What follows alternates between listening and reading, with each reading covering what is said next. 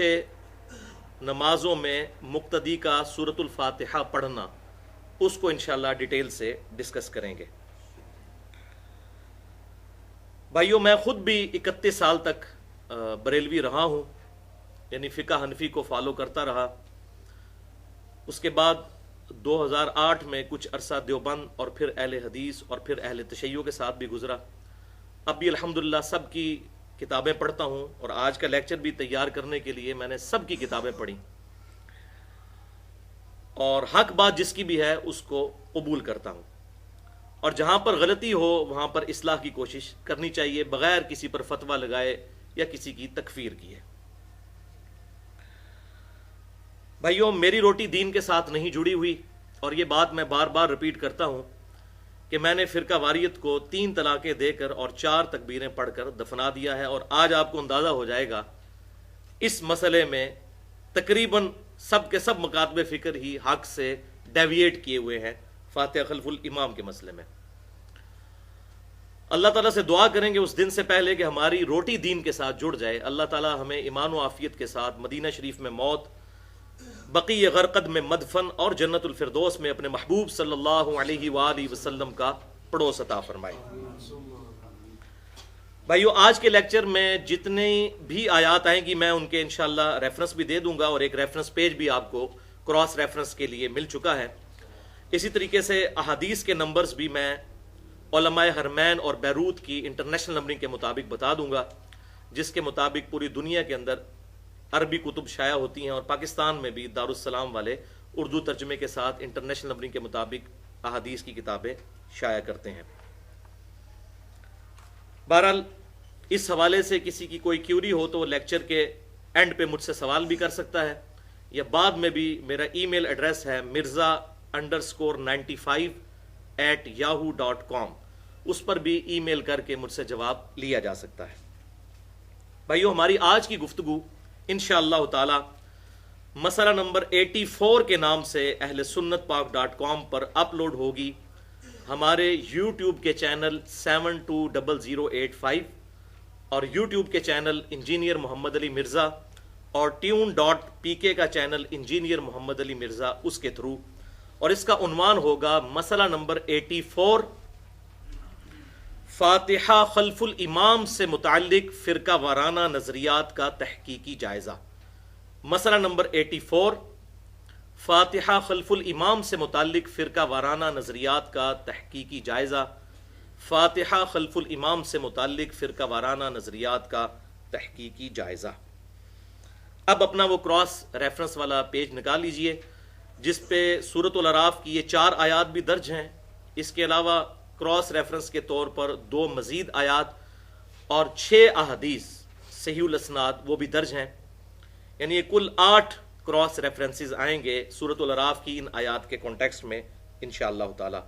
तो अल्लाह ताला का नाम लेकर शुरू करते हैं। आज इंशाअल्लाह ताला हमारी सूरतुल अराफ भी अल्लाह के फजल से मुकम्मल हो जाएगी। आखिरी 4 आयात 203 से लेकर 206 तक, और ये 206 नंबर आयत जो है वो सूरतुल अराफ की आखिरी आयत है। बिस्मिल्लाहिर्रहमानिर्रहीम। व इदा लम तअतीहिम बिआयतिन क़ालू, और ए महबूब सल्लल्लाहु अलैहि वसल्लम, जब आप कुफार के सामने उनका मुंह मांगा मौजज़ा पेश नहीं कर सकते तो वो कहते हैं लौलज्तबैतहा, कि ए नबी तुमने खुद से क्यों नहीं मौजज़ा बना लिया, हमारी डिमांड पूरी करो। और इस डिमांड की डिटेल सूरह बनी इसराइल की आयत नंबर 90 से लेकर 93 तक में आती है। 9 मौजज़ात थे वो जो फिजिकल फिनोमेना ऑफ नेचर को तोड़ने वाले, वो डिमांड करते थे कि ए नबी तुम हमें आसमान पर चढ़कर दिखा दो, हमारे सामने आसमान से कोई सहीफ़ा नाजिल हो और तुम्हारा कोई बाग हो जिसमें तुम चश्मे जारी करके दिखा दो। ये सारे फिजिकल फिनोमेना ऑफ नेचर को तोड़ने वाले मौजज़े हमें करके दिखाओ, तो तब हम तुम्हें पैगंबर मानेंगे। तो वहां पर भी यही जिक्र आया कि मैं तो उस वही का पाबंद हूं जो अल्लाह ने मेरी तरफ की, मैं अपनी मर्जी से कोई मौजज़ा नहीं दिखा सकता। और यहां पर भी यही बात आएगी। तो अल्लाह ताला ने फरमाया असल मौजज़ा जिसकी बुनियाद पर दावा नबूवत है हमारे महबूब सल्लल्लाहु अलैहि वसल्लम का, वो ये किताब है अल कुरान। वैसे आप सल्लल्लाहु अलैहि वसल्लम के टेंजिबल फॉर्म में बुखारी और मुस्लिम में दर्जनों मोजज़ात हैं फिजिकल फिनोमेना ऑफ नेचर को तोड़ने वाले, लेकिन उनकी बुनियाद पर दावे नबूवत नहीं है। दावे नबूवत अल कुरान के ऊपर है। क्यों? कि आप सल्लल्लाहु अलैहि वसल्लम का मोजज़ा क़यामत तक के लिए होना चाहिए। ईसा अलैहिस्सलाम मुर्दों को जिंदा करते थे, मूसा अलैहिस्सलाम लाठी को फेंकते थे, वो अजदहा बन जाती थी। आज हम इस मोजज़े को प्रूफ तो नहीं कर सकते, लेकिन अल्हम्दुलिल्लाह इस मोजज़े को, अल कुरान को, आज जदीद दौर में साइंटिफिक फील्ड के जरिए जो हमें जदीद तहकीकात पता चली हैं उसकी रोशनी में प्रूफ किया जा सकता है। और इस पर मैं कई लेक्चर्स दे चुका हूं, आपके इल्म में है। मसला नंबर 60 के नाम से ahlesunnatpak.com पर who is Allah in the light of latest scientific facts, और उसके अलावा भी कई एक लेक्चर्स मौजूद हैं अल्हम्दुलिल्लाह।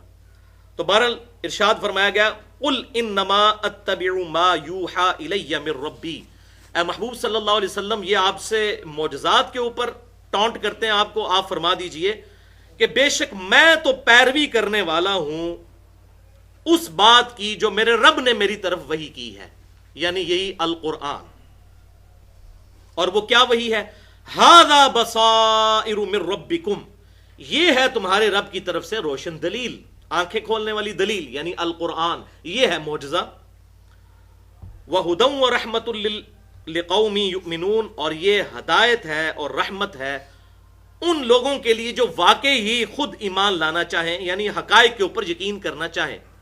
अब जो सोया हुआ है उसको तो आप जगा सकते हैं अगर उसके जागने की नीयत है, और जो बंदा आंखें बंद करके लेटा हुआ है उसको आप लाख जगाते रहे, उसकी तो अपनी नीयत नहीं उठने की, वो नहीं उठेगा। तो ये हदायत और रहमत है किताब, ये मोजज़ा है उसके लिए जो वाकई खुद हकायक पर ईमान लाना चाहे, जिद पर ना है। तो ये काफरों के हवाले से गुफ्तगू हुई। अब इसी कॉन्टेक्स्ट में देखें, ये आयत आ रही है कि कुरान सबसे बड़ा मोजज़ा है, तो अहले ईमान का तकाजा क्या है?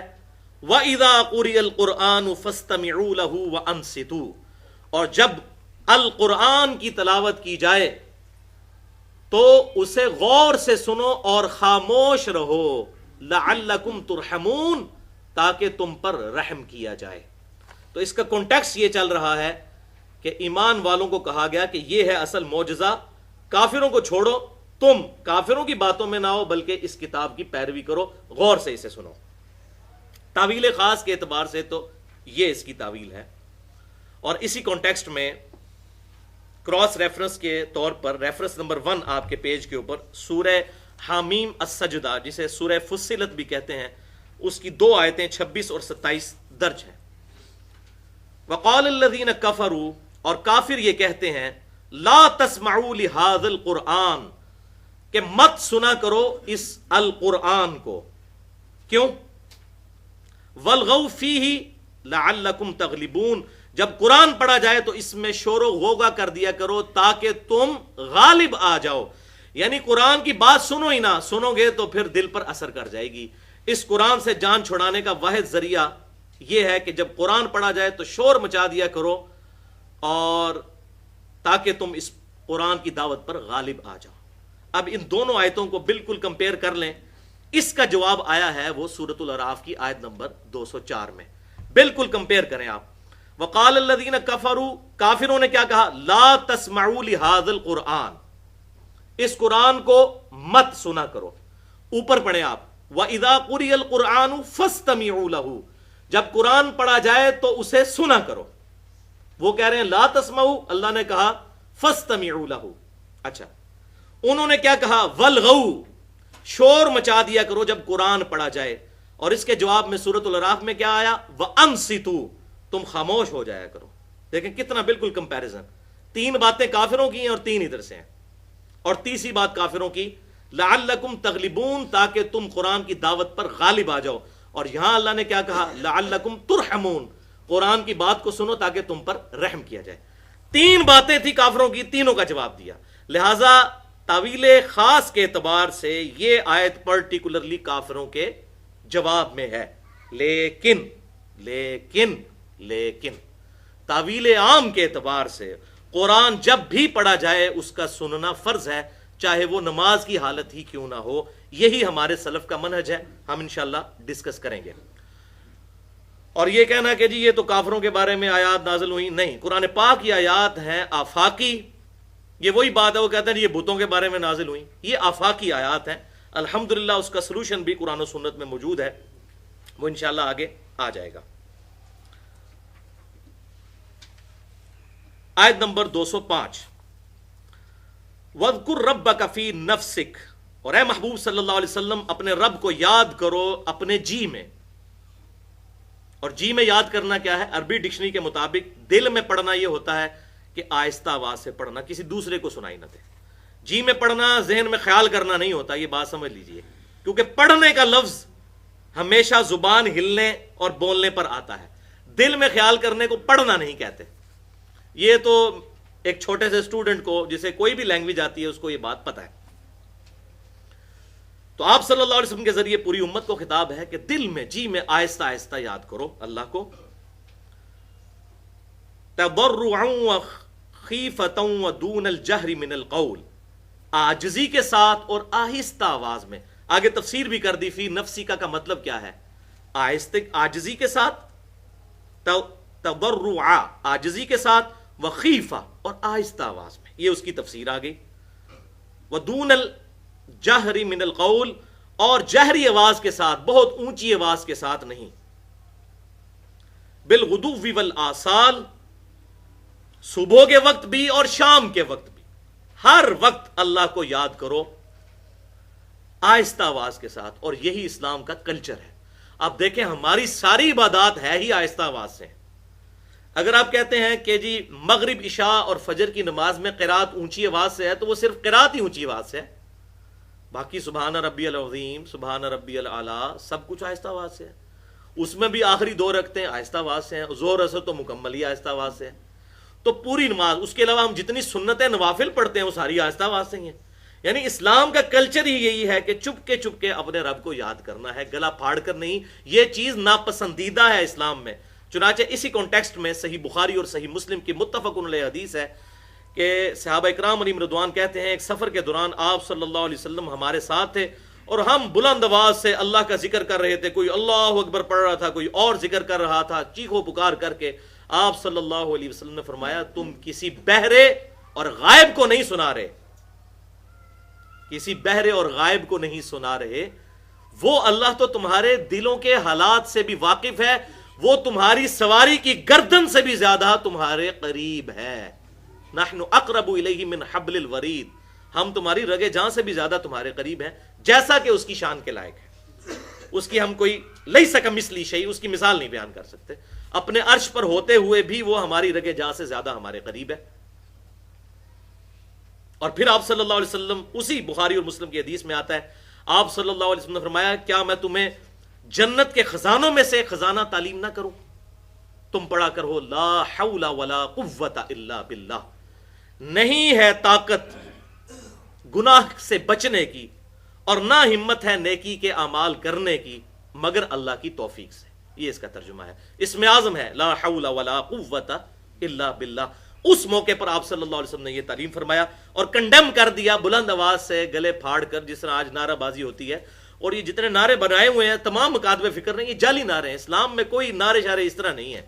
ہاں کوئی خوشی کی بات سنی تو صحابہ کرام اللہ اکبر کہہ دیتے تھے، ایون یہ بھی نہیں ہوتا تھا کہ ایک کہتا تھا پڑھو نعرہ تکبیر، دوسرا کہتا اللہ اکبر، یہ بھی کہیں ضعیف سند سے بھی نہیں ہے۔ یا کوئی حیرانگی کی بات ہوئی تو سبحان اللہ کہہ دیا، شکرانے کی بات ہوئی الحمدللہ کہہ دیا، مستقبل کی بات ہوئی انشاءاللہ کہہ دیا، دیٹس آل۔ یہ ایٹیکیٹس اخلاقیات ہیں اسلام کی۔ یہ گلے پھاڑ پھاڑ کر نعرے لگانا اور اپنے مسلکوں کی باتیں کرنا، اس کا کوئی ثبوت کتاب و سنت کے اندر موجود ہی نہیں ہے، یہ ساری فیبریکیشن ہے، اور بیسیکلی یہ لیٹسٹ دور کی جو پروٹیسٹ کے انداز ہیں وہ اسلام کے اندر جو ہیں وہ شامل ہو چکے ہیں۔ بہرحال وَلَا تَكُن مِّنَ الْغَافِلِينَ، اور دیکھنا غافلوں میں شمار مت ہونا۔ إِنَّ الَّذِينَ عِندَ رَبِّكَ، آخری آیت سورۃ الاعراف کی، بے شک وہ جو کہ تیرے رب کے ہاں ہیں، یعنی فرشتے،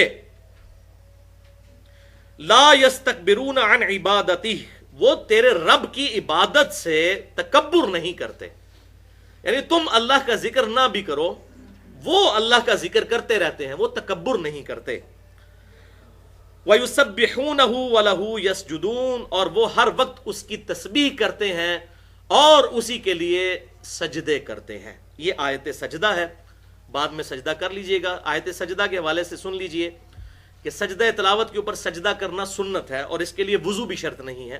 صحیح بخاری میں موجود ہے، عبداللہ بن عمر رضی اللہ تعالیٰ عنہ جب قرآن پڑھ رہے ہوتے تھے تو بغیر وضو کے ہی سواری کے اوپر، نہ استقبال قبلہ ضروری ہے، نوافل کے لیے بھی استقبال قبلہ نہیں ہے، تو ویسے ہی سجدہ ہے تلاوت کا۔ اسی طریقے سجدہ شکر، جس طرح یہ ہماری کرکٹ ٹیمیں کبھی حادثاتاً جیت جائیں تو وہ پھر سجدہ کرتے ہیں، تو اس لیے وضو کی بھی اور قبلے کی بھی استقبال کی ضرورت نہیں ہوتی سجدہ شکر کے لیے یا سجدہ تلاوت کے لیے۔ ایون سواری پہ بیٹھے ہوئے بس صرف اس طرح سر جھکا دیا، یہ بھی سجدے کے ایکویلنٹ شمار ہوگا۔ اور اس حوالے سے جو جامعہ ترمذی اور سنن ابی داؤد اور سنن نسائی کے اندر دعا آتی ہے، سجدہ وجہ للذی خلقہ، اور آگے چلتی ہے دعا، یہ بھی ضعیف روایت ہے، منقطع روایت ہے، اس میں مجہول راوی ہے۔ صحیح بات یہی ہے کہ سجدہ تلاوت میں بھی اور سجدہ شکر میں بھی آپ نے وہی تسبیحات پڑھنی ہے جو نماز کی تسبیحات ہیں، سبحان ربی الاعلی یا سبحانک اللہم ربنا وبحمدک اللہم اغفر لی، اس طرح کی جتنی آتی ہیں تسبیحات وہ آپ پڑھ سکتے ہیں، سبوح قدوس رب الملائکۃ والروح، تو وہ سجدہ تلاوت بعد میں کر لیجئے گا۔ تو یہ الحمدللہ ہماری آیات مکمل ہوئی، سورۃ الاعراف مکمل ہوئی۔ یہاں پر ایک بات آئی کہ فرشتے جو ہیں وہ ہر وقت اللہ کی تسبیح کرتے ہیں، وہ صحیح بخاری اور صحیح مسلم کے اندر موجود ہے کہ فرشتوں کی تسبیحات ہیں سبحان اللہ وبحمدہ سبحان اللہ العظیم، یہ ہے تسبیحات فرشتوں کی۔ اور اس حوالے سے کئی ایک اس کے فضائل موجود ہیں، وہ ہمارا بلو کارڈ اگر آپ ڈاؤن لوڈ کر لیں اہل سنت پاک .com سے، صبح و شام کے اذکار، سنت اذکار، اس پہ اس کی فضیلت بھی لکھی ہوئی ہے۔ اب وہی آیت جس کے جواب میں سورۃ الاعراف کی وہ آیت نازل ہوئی، وقال الذین کفروا لا تسمعوا لهذا القرآن والغوا فیہ لعلکم تغلبون، اور کافر کہتے ہیں کہ جب قرآن پڑھا جائے تو مت سنا کرو قرآن کو اور شور مچا دیا کرو تاکہ تم غالب آ جاؤ۔ اور اس کے ساتھ ہی اگلی آیت ہے سورہ فصلت کی، حامیم سجدہ کی۔ اب اللہ تعالیٰ کا غضب دیکھیں، فَلَنُذِيقَنَّ الَّذِينَ كَفَرُوا عَذَابًا شَدِيدًا، پس ہم ضرور ان کافروں کو شدید عذاب کا مزہ چکھائیں گے۔ انہوں نے کہا کہ قرآن کو نہ سنو، ہماری سب سے بڑی حجت اس روئے ارض پہ اس قرآن کا جو دشمن ہو جائے ہم ان کو ضرور عذاب شدید کا مزہ چکھائیں گے۔ وَلَنَجْزِيَنَّهُمْ أَسْوَأَ الَّذِي كَانُوا يَعْمَلُونَ، اور ہم انہیں انتہائی برا بدلہ دیں گے ان کے اعمال کا۔ اور اگلی آیات میں آتا ہے کہ ان کو دوزخ پہ پھر ہم ڈالیں گے اور آگ پر بھونیں گے، وَلِعَوْذُ بِاللَّهِ تَعَالَى۔ بہرحال تعویل عام کے اعتبار سے واقعی اس کے جواب میں جو آیت نازل ہوئی وَإِذَا قُرِئَ الْقُرْآنُ فَاسْتَمِعُوا لَهُ وَأَنصِتُوا لَعَلَّكُمْ تُرْحَمُونَ، کہ جب قرآن پڑھا جائے تو اس کو غور سے سنا کرو اور خاموشی اختیار کرو تاکہ تم پر رحم کیا جائے۔ تعویل عام کے اعتبار سے یہ ہر موقع کے لیے آیت ویلڈ ہے، چاہے نماز ہو یا نماز کے علاوہ۔ اب انشاءاللہ تعالی ہم فاتحہ خلف الامام کے حوالے سے اپنی گفتگو شروع کرتے ہیں۔ تو یہ کراس ریفرنس نمبر جو 2 ہے، سورۃ الحجر آیت نمبر 87۔ بسم اللہ الرحمن الرحیم، وَلَقَدْ آتَيْنَاكَ سَبْعًا مِّنَ الْمَثَانِي وَالْقُرْآنِ الْعَظِيمِ، اور اے محبوب صلی اللہ علیہ وسلم بے شک ہم نے آپ کو 7 آیات بار بار دہرائی جانے والی 7 آیات اور قرآن عظیم عطا فرمایا۔ وہ 7 آیات کون سی ہیں؟ وہ بخاری اور مسلم کے اندر موجود ہے، اور آپ حیران ہوں گے کہ واحد سورت ہے سورۃ الفاتحہ کہ جس کی فضیلت قرآن میں آئی ہے، اور کسی سورت کی فضیلت قرآن میں نہیں آئی۔ یہ کتنی بڑی بات ہے، اور آپ احادیث میں سنیں گے تو واقعی پھر کلیئر ہو جائے گا کہ یہ سورت کتنی امپورٹنٹ سورت ہے کہ پوری نماز اس سورت کو کہا گیا، سورۃ العظم من القرآن کہا گیا۔ اور وہی آپ کا ریفرنس ہے 3، امام کائنات سید الاولین والآخرین شفیع المذنبین رحمت للعالمین سیدنا و مولانا امام اعظم محمد رسول اللہ صلی اللہ علیہ وآلہ وسلم کی حدیث مبارکہ صحیح بخاری میں اسی آیت کے کانٹیکسٹ میں انٹرنیشنل نمبر کے مطابق 4703 کہ آپ صلی اللہ علیہ وسلم نے ارشاد فرمایا سورت العظم من القرآن، یعنی قرآن کی سب سے بڑی سورت، جیسے آیت العظم صحیح مسلم میں آیا آیت الکرسی ہے، سورت العظم من القرآن آپ صلی اللہ علیہ وسلم نے ایک صحابی کو تعلیم فرمائی اور فرمایا وہ سورت ہے الحمدللہ رب العالمین، اس سے لے کر اینڈ تک۔ اس آیت میں بھی یہ اشارہ مل گیا کہ بسم اللہ سورت الفاتحہ کا حصہ نہیں ہے، ورنہ آپ صلی اللہ علیہ وسلم پہلے بسم اللہ پڑھ کے اور پھر یہ آیت تعلیم فرماتے، اور آگے صحیح مسلم کی حدیث میں تو بالکل کلیئر ہو جائے گا کہ بسم اللہ پڑھنا سنت ضرور ہے سورت الفاتحہ سے پہلے، لیکن یہ 7 آیات میں شامل نہیں ہے جس طرح کے علماء عرب کا خیال ہے، یا ہمارے سلف میں بھی خیال ہے لیکن وہ کمزور ہے۔ تو فرمایا الحمدللہ رب العالمین سورت العظم من القرآن ہے، ہیا 7 المثانی، اور یہی ہے 7 آیات بار بار دہرائی جانے والی، والقرآن العظیم، اور قرآن عظیم، الذی اوتیتہ، جو کہ مجھے عطا کیا گیا۔ تو آپ صلی اللہ علیہ وسلم نے خود فرما دیا کہ 7 آیات بار بار دہرائی جانے والی 7 آیات، یہی 7 آیات ہیں سورت الفاتحہ کی آیات۔ ریفرنس نمبر 4،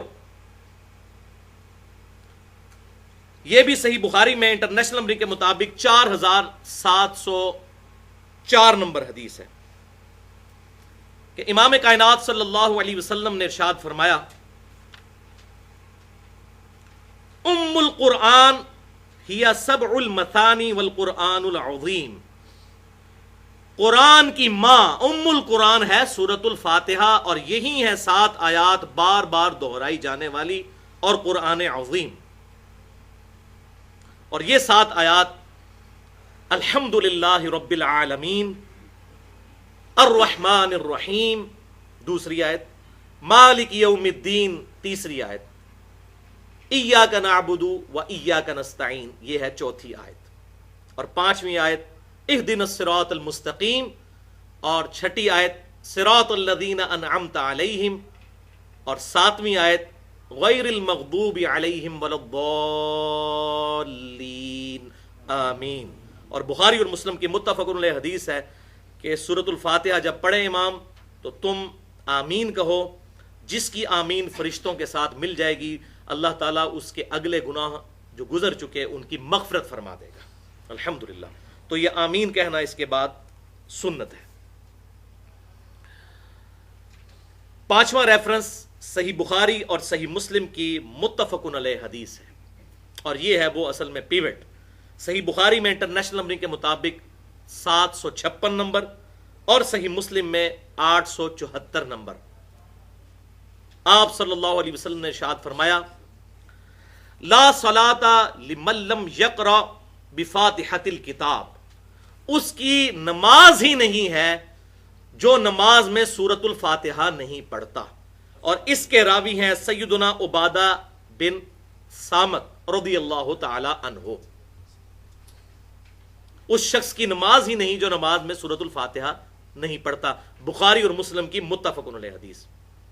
ریفرنس نمبر 6 پہ صحیح مسلم کی حدیث ہے 876 نمبر، اس میں الفاظ ہیں لا صلاۃ لمن لم یقرأ بأم القرآن، اس کی نماز ہی نہیں جو نماز میں ام القرآن، قرآن کی ماں یعنی سورۃ الفاتحہ کو نہ پڑھے۔ 7واں ریفرنس صحیح مسلم میں اوپر تلے 4 احادیث ہے انٹرنیشنل نمبرنگ کے مطابق 878 سے لے کر 881 تک کہ آپ صلی اللہ علیہ وسلم نے ارشاد فرمایا کہ جس نے نماز پڑھی اور اس نماز میں قرات نہیں کی ام القرآن یعنی سورۃ الفاتحہ کی، فَهِيَ خِدَاج، تو اس کی نماز ہے ناقص۔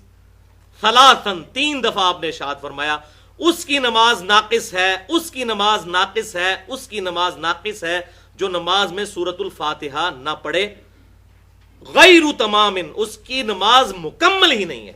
اب ناقص سے بعض لوگوں نے اور مطلب نکالنے کی کوشش کی کہ ہوتے جائے گی لیکن ذرا کمزور سی، تو اب ساتھ ہی آپ صلی اللہ علیہ وسلم نے یہ بھی ارشاد فرمایا غیر تمام، اس کی نماز مکمل ہی نہیں ہوئی،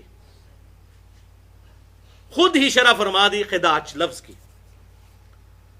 فقیل علی ابی ہریرہ، یہ صحیح مسلم کی حدیث چل رہی ہے، تو ابی ہریرہ رضی اللہ تعالی عنہ سے کہا گیا انا نکون وراء الامام، کہ بے شک ہمیں بعض اوقات امام کے پیچھے نماز پڑھنی پڑتی ہے، تو کیا اس وقت بھی ہم سورۃ الفاتحہ پڑھا کریں؟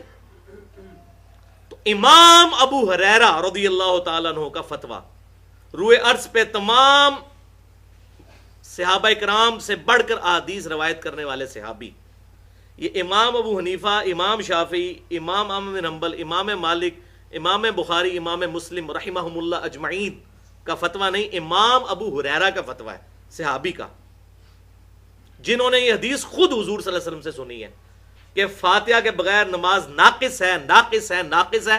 تو تابعی نے پوچھا، تابعین نے، کہ ہم تو امام کے پیچھے نماز پڑھتے ہیں، تو کیا اس وقت بھی پڑھے؟ تو کیا ارشاد فرمایا؟ فقال اقرأ بها فی نفسک، تو انہوں نے فرمایا کہ اپنے جی میں پڑھ لیا کرو، یعنی آہستہ آواز کے ساتھ۔ اس کی تشریح میں پہلے کر چکا۔ اقرا پڑھنا، پڑھنے کا لفظ زبان ہلانے سے پڑھنے کو بولا جاتا ہے۔ انہوں نے یہ نہیں کہا کہ تصور کر لیا کرو ذہن میں، پڑھا کرو جی میں آہستہ۔ اور ہم بھی اردو زبان میں بھی کہتے ہیں کہ جی زور اثر میں ہم دل میں نماز پڑھتے ہیں، لیکن زبان سے پڑھ رہے ہوتے ہیں۔ تو یہ تمام لنگوسٹکس کے اندر دل میں پڑھنے سے مراد آہستہ آواز سے پڑھنا ہوتا ہے۔ پھر انہوں نے اپنی بات کی دلیل میں وہ حدیث پوری سنائی۔ صحیح مسلم 4 طرق چل رہے ہیں، 878 سے 881 تک، یہ وہی حدیث چل رہی ہے۔ حدیث قدسی انہوں نے سنائی کہ میں یہ کیوں کہہ رہا ہوں کہ امام کے پیچھے بھی فاتحہ پڑھو، اس لیے کہ سورۃ الفاتحہ ہی پوری نماز ہے۔ اور حدیث قدسی سنائی کہ آپ صلی اللہ علیہ وسلم نے ارشاد فرمایا کہ اللہ تعالیٰ ارشاد فرماتا ہے، قال اللہ تعالی، اللہ تعالیٰ ارشاد فرماتا ہے، قسمت الصلاۃ بینی و بین عبدی نصفین، کہ میں نے نماز کو اپنے اور اپنے بندے کے درمیان برابر تقسیم کر لیا ہے۔ دیکھیں اللہ تعالیٰ نے اپنے بندے کو اپنے ساتھ شامل کیا کہ نماز میرے بندے اور میرے درمیان برابر تقسیم ہو گئی ہے۔ اور نماز کیا؟ سورۃ الفاتحہ، پوری نماز اس کو کہا گیا۔ اب سورۃ الفاتحہ کو کوئی لائٹ لے تو اس کے عقل کا علاج کروانا چاہیے۔ نماز میں نے اپنے اور اپنے بندے کے درمیان برابر تقسیم کر لی ہے۔ فَنِصْفُهَا لِي وَنِصْفُهَا لِعَبْدِي، اس کا آدھا حصہ میرے لیے ہے اور آدھا میرے بندے کے لیے ہے۔ اللہ اکبر۔ اب اس کی تشریح آگے چلے گی جب میں یہ حدیث پوری بیان کروں گا کہ آدھا حصہ اللہ کے لیے، آدھا بندے کے لیے۔ کیسے؟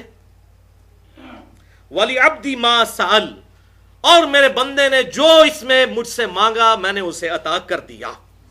سبحان اللہ و بحمدہ، سبحان اللہ العظیم، سبحان اللہ و بحمدہ، عدد خلقہ و رضا نفسہ و زنت عرشہ و مداد کلماتہ۔ اب آگے یہی حدیث چلتی ہے صحیح مسلم کی کہ وہ آدھی نماز کس طرح ڈسٹریبیوٹ ہے۔ اللہ تعالیٰ نے فرمایا جب میرا بندہ کہتا ہے الحمدللہ رب العالمین، اور مزے کی بات ہے یہ حدیث اہل سنت اور اہل تشیع کے درمیان کامن حدیث ہے، یہ والی جو میں پڑھ رہا ہوں حدیث قدسی، یہ پوری امت کا اتفاق ہے اس حدیث کے اوپر۔ جب میرا بندہ کہتا ہے الحمدللہ رب العالمین، تو میں آگے سے جواب دیتا ہوں میرے بندے نے میری حمد کی۔ اب دیکھیں یہاں بھی بسم اللہ سے بات نہیں شروع ہوئی، اس کا مطلب ہے بسم اللہ سورۃ الفاتحہ کا حصہ نہیں ہے۔ کلیئر کٹ بات ہوگی۔ اب ویسے پاکستان میں جو دارالسلام والے انہوں نے کچھ قرآن چھاپے ہیں جس میں انہوں نے بسم اللہ کے اوپر نمبرنگ ہٹا دی ہے، الحمدللہ رب العالمین پر پہلا نمبر لگایا۔ میں نے کچھ قرآن دیکھے ہیں، بڑی اچھی بات ہے۔ مطلب یہ تو نہیں کہ اب چونکہ حنفیوں کا یہ موقف ہے کہ بسم اللہ حصہ نہیں تو ہم اب ضد میں آ جائیں۔ اہل سنت اور اہل تشیع دونوں متفق ہیں اس مسئلے پہ، اکثریت، کہ بسم اللہ سورۃ الفاتحہ کا حصہ نہیں۔ اور یہ ثبوت ہے کہ جب میرا بندہ کہتا ہے الحمدللہ رب العالمین تو میں کہتا ہوں میرے بندے نے میری حمد کی۔ جب وہ کہتا ہے الرحمن الرحیم، کہ وہ اللہ جو رحمان بھی ہے اور رحیم بھی ہے، تو میں کہتا ہوں میرے بندے نے میری ثنا کی۔ اللہ اکبر۔ اور جب وہ کہتا ہے مالک یوم الدین، یعنی تو ہی ہے قیامت کے دن، بدلے کے دن کا مالک، تو میں کہتا ہوں میرے بندے نے میری بزرگی کا اعتراف کر لیا کہ میں ہی بزرگ ہوں، میں ہی قیامت کے دن کا مالک ہوں۔ 3 آیتیں ہوگی نا جی، الحمدللہ رب العالمین، الرحمن الرحیم، مالک یوم الدین۔ جواب بھی آ رہا ہے اللہ کی طرف سے یہی تو حضرت ابو ہریرہ کہہ رہے ہیں کہ فاتحہ نہیں پڑھو گے تو اللہ سے جواب تو آنا کوئی نہیں. یہ کیا تم ناقص نماز پڑھ کے تم مسجد سے باہر نکلو گے, اللہ کا جواب ہی نہیں آنا. امام کو یہ آئے گا, پیچھے والے بیچارے پھر اسی طرح ہی رہیں گے.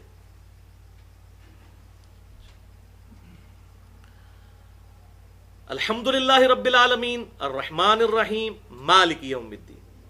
پھر جب میرا بندہ کہتا ہے ایاک نعبد و ایاک نستعین, اے اللہ ہم صرف تیری ہی عبادت کرتے ہیں اور تیری ہی عبادت کریں گے, اور صرف تجھی سے غائب میں مدد مانگتے ہیں, یعنی دعا کرتے ہیں اور تجھی سے دعا کریں گے, تو یہ میرے اور میرے بندے کے درمیان کامن بانڈ ہے. پس میرے بندے نے جو مانگا میں نے اسے عطا کر دیا. تو یہ چوتھی آیت ہو گئی کامن, یعنی یہ انٹرلاک ہے, 3 آیتیں ادھر اور 3 ادھر, ان کو جوڑنے والا. اور اس کو بھی آپ توڑیں تو 2 بنتی ہیں. ایاک نعبد, اے اللہ ہم عبادت تیری کرتے ہیں, اور اس کے بعد ساتھ ہی دعا مانگ لی کہ اے اللہ تجھ سے مدد مانگتے ہیں, تو کرم فرما ہم پر. تو یہ اللہ تعالیٰ کیا فرماتا ہے اس کے ساتھ کہ میں نے اپنے بندے کو جو اس نے مانگا عطا کیا. یعنی ایاک نستعین کے جواب میں اللہ تعالیٰ اس کی دعا قبول کرتا ہے. تو ایاک نعبد یہ آدھی پوری ہو جاتی ہے یہاں پر, جو کہا گیا کہ یہ میرے بندے اور میرے درمیان کامن ہے. یعنی اس کا آدھا حصہ ایاک نعبد یہ میری تعریف ہے, و ایاک نستعین مجھ سے سوال کیا گیا ہے, تو میں نے اپنے بندے کو عطا کر دیا, اسی میں الفاظ ہے. اور جب میرا بندہ کہتا ہے اہدنا الصراط المستقیم, 5ویں آیت, صراط الذین انعمت علیہم 6ٹھی آیت, غیر المغضوب علیہم ولا الضالین آمین, بس میرے بندے نے جو مجھ سے مانگا میں نے اسے عطا کر دیا. تو اب یہ 7 آیات دیکھیں کس طرح ڈسٹریبیوٹ ہوتی ہیں. وہ جو لفظ آیا تھا کہ فَنِصْفُهَا لِي وَنِصْفُهَا لِعَبْدِي, آدھی سورۃ الفاتحہ میرے لیے ہے یہ نماز, اور آدھی میرے بندے کے لیے ہے. وہ آدھی کس طرح ہوئی؟ الحمدللہ رب العالمین اللہ کی حمد, الرحمن الرحیم اللہ کی ثنا, مالک یوم الدین اللہ کی بزرگی کا اعتراف. 3 آیتیں ہو گئی. اور ایاک نعبد و ایاک نستعین یہ کامن بانڈ ہو گیا, 4تھی آیت یہ سینٹر میں آ گئی. اور اس کے بھی 2 حصے ہو جائیں گے. ایاک نعبد وہ اللہ کی تعریف, اے اللہ ہم تیری عبادت کرتے ہیں, اور دوسرا حصہ ایاک نستعین, اے اللہ تو ہماری دعا قبول کر, تجھ سے ہی دعا کرتے ہیں. وہ بندے نے مانگا, سوال کیا نا, وہ ایاک نستعین یہ سوال ہے, اے اللہ ہم تجھ سے مدد مانگتے ہیں, بس میرے بندے نے جو مانگا میں نے اسے عطا کیا. اور اگلی 3 آیات اہدنا الصراط المستقیم, اے اللہ ہمیں سیدھا راستہ دکھا, دعا. صراط الذین انعمت علیہم, راستہ ان لوگوں کا جن پر تیرا انعام ہوا, یعنی جو نبیوں کے طریقے پر چلے ان لوگوں کے طریقے پر چلا. لیکن راستہ کہا ہے, راستے نہیں. کہتے ہیں سارے بزرگوں کے راستے حق ہیں, راستہ ہمیشہ واحد ہے. صراط الذین انعمت علیہم, راستہ ان لوگوں کا, بزرگوں کے راستے نہیں, راستہ ایک جس پہ چل کر لوگ انعام یافتہ قرار پائے, چاہے وہ صحابہ ہوں, تابعین ہوں, تبع تابعین ہوں, بعد کے لوگ ہوں. راستہ ایک ہی ہے, امام کائنات صلی اللہ علیہ وسلم کا راستہ. تو اس میں امپلائڈ ہے کہ ہمیں محبوب صلی اللہ علیہ وسلم کے راستے پر چلا, جس راستے پر چل کر تیرے لوگ انعام یافتہ قرار پائے. غیر المغضوب علیہم ولا الضالین آمین, اور ان لوگوں کے راستے پر نہ چلانا جن پر تیرا غضب ہوا اور جو گمراہ ہیں.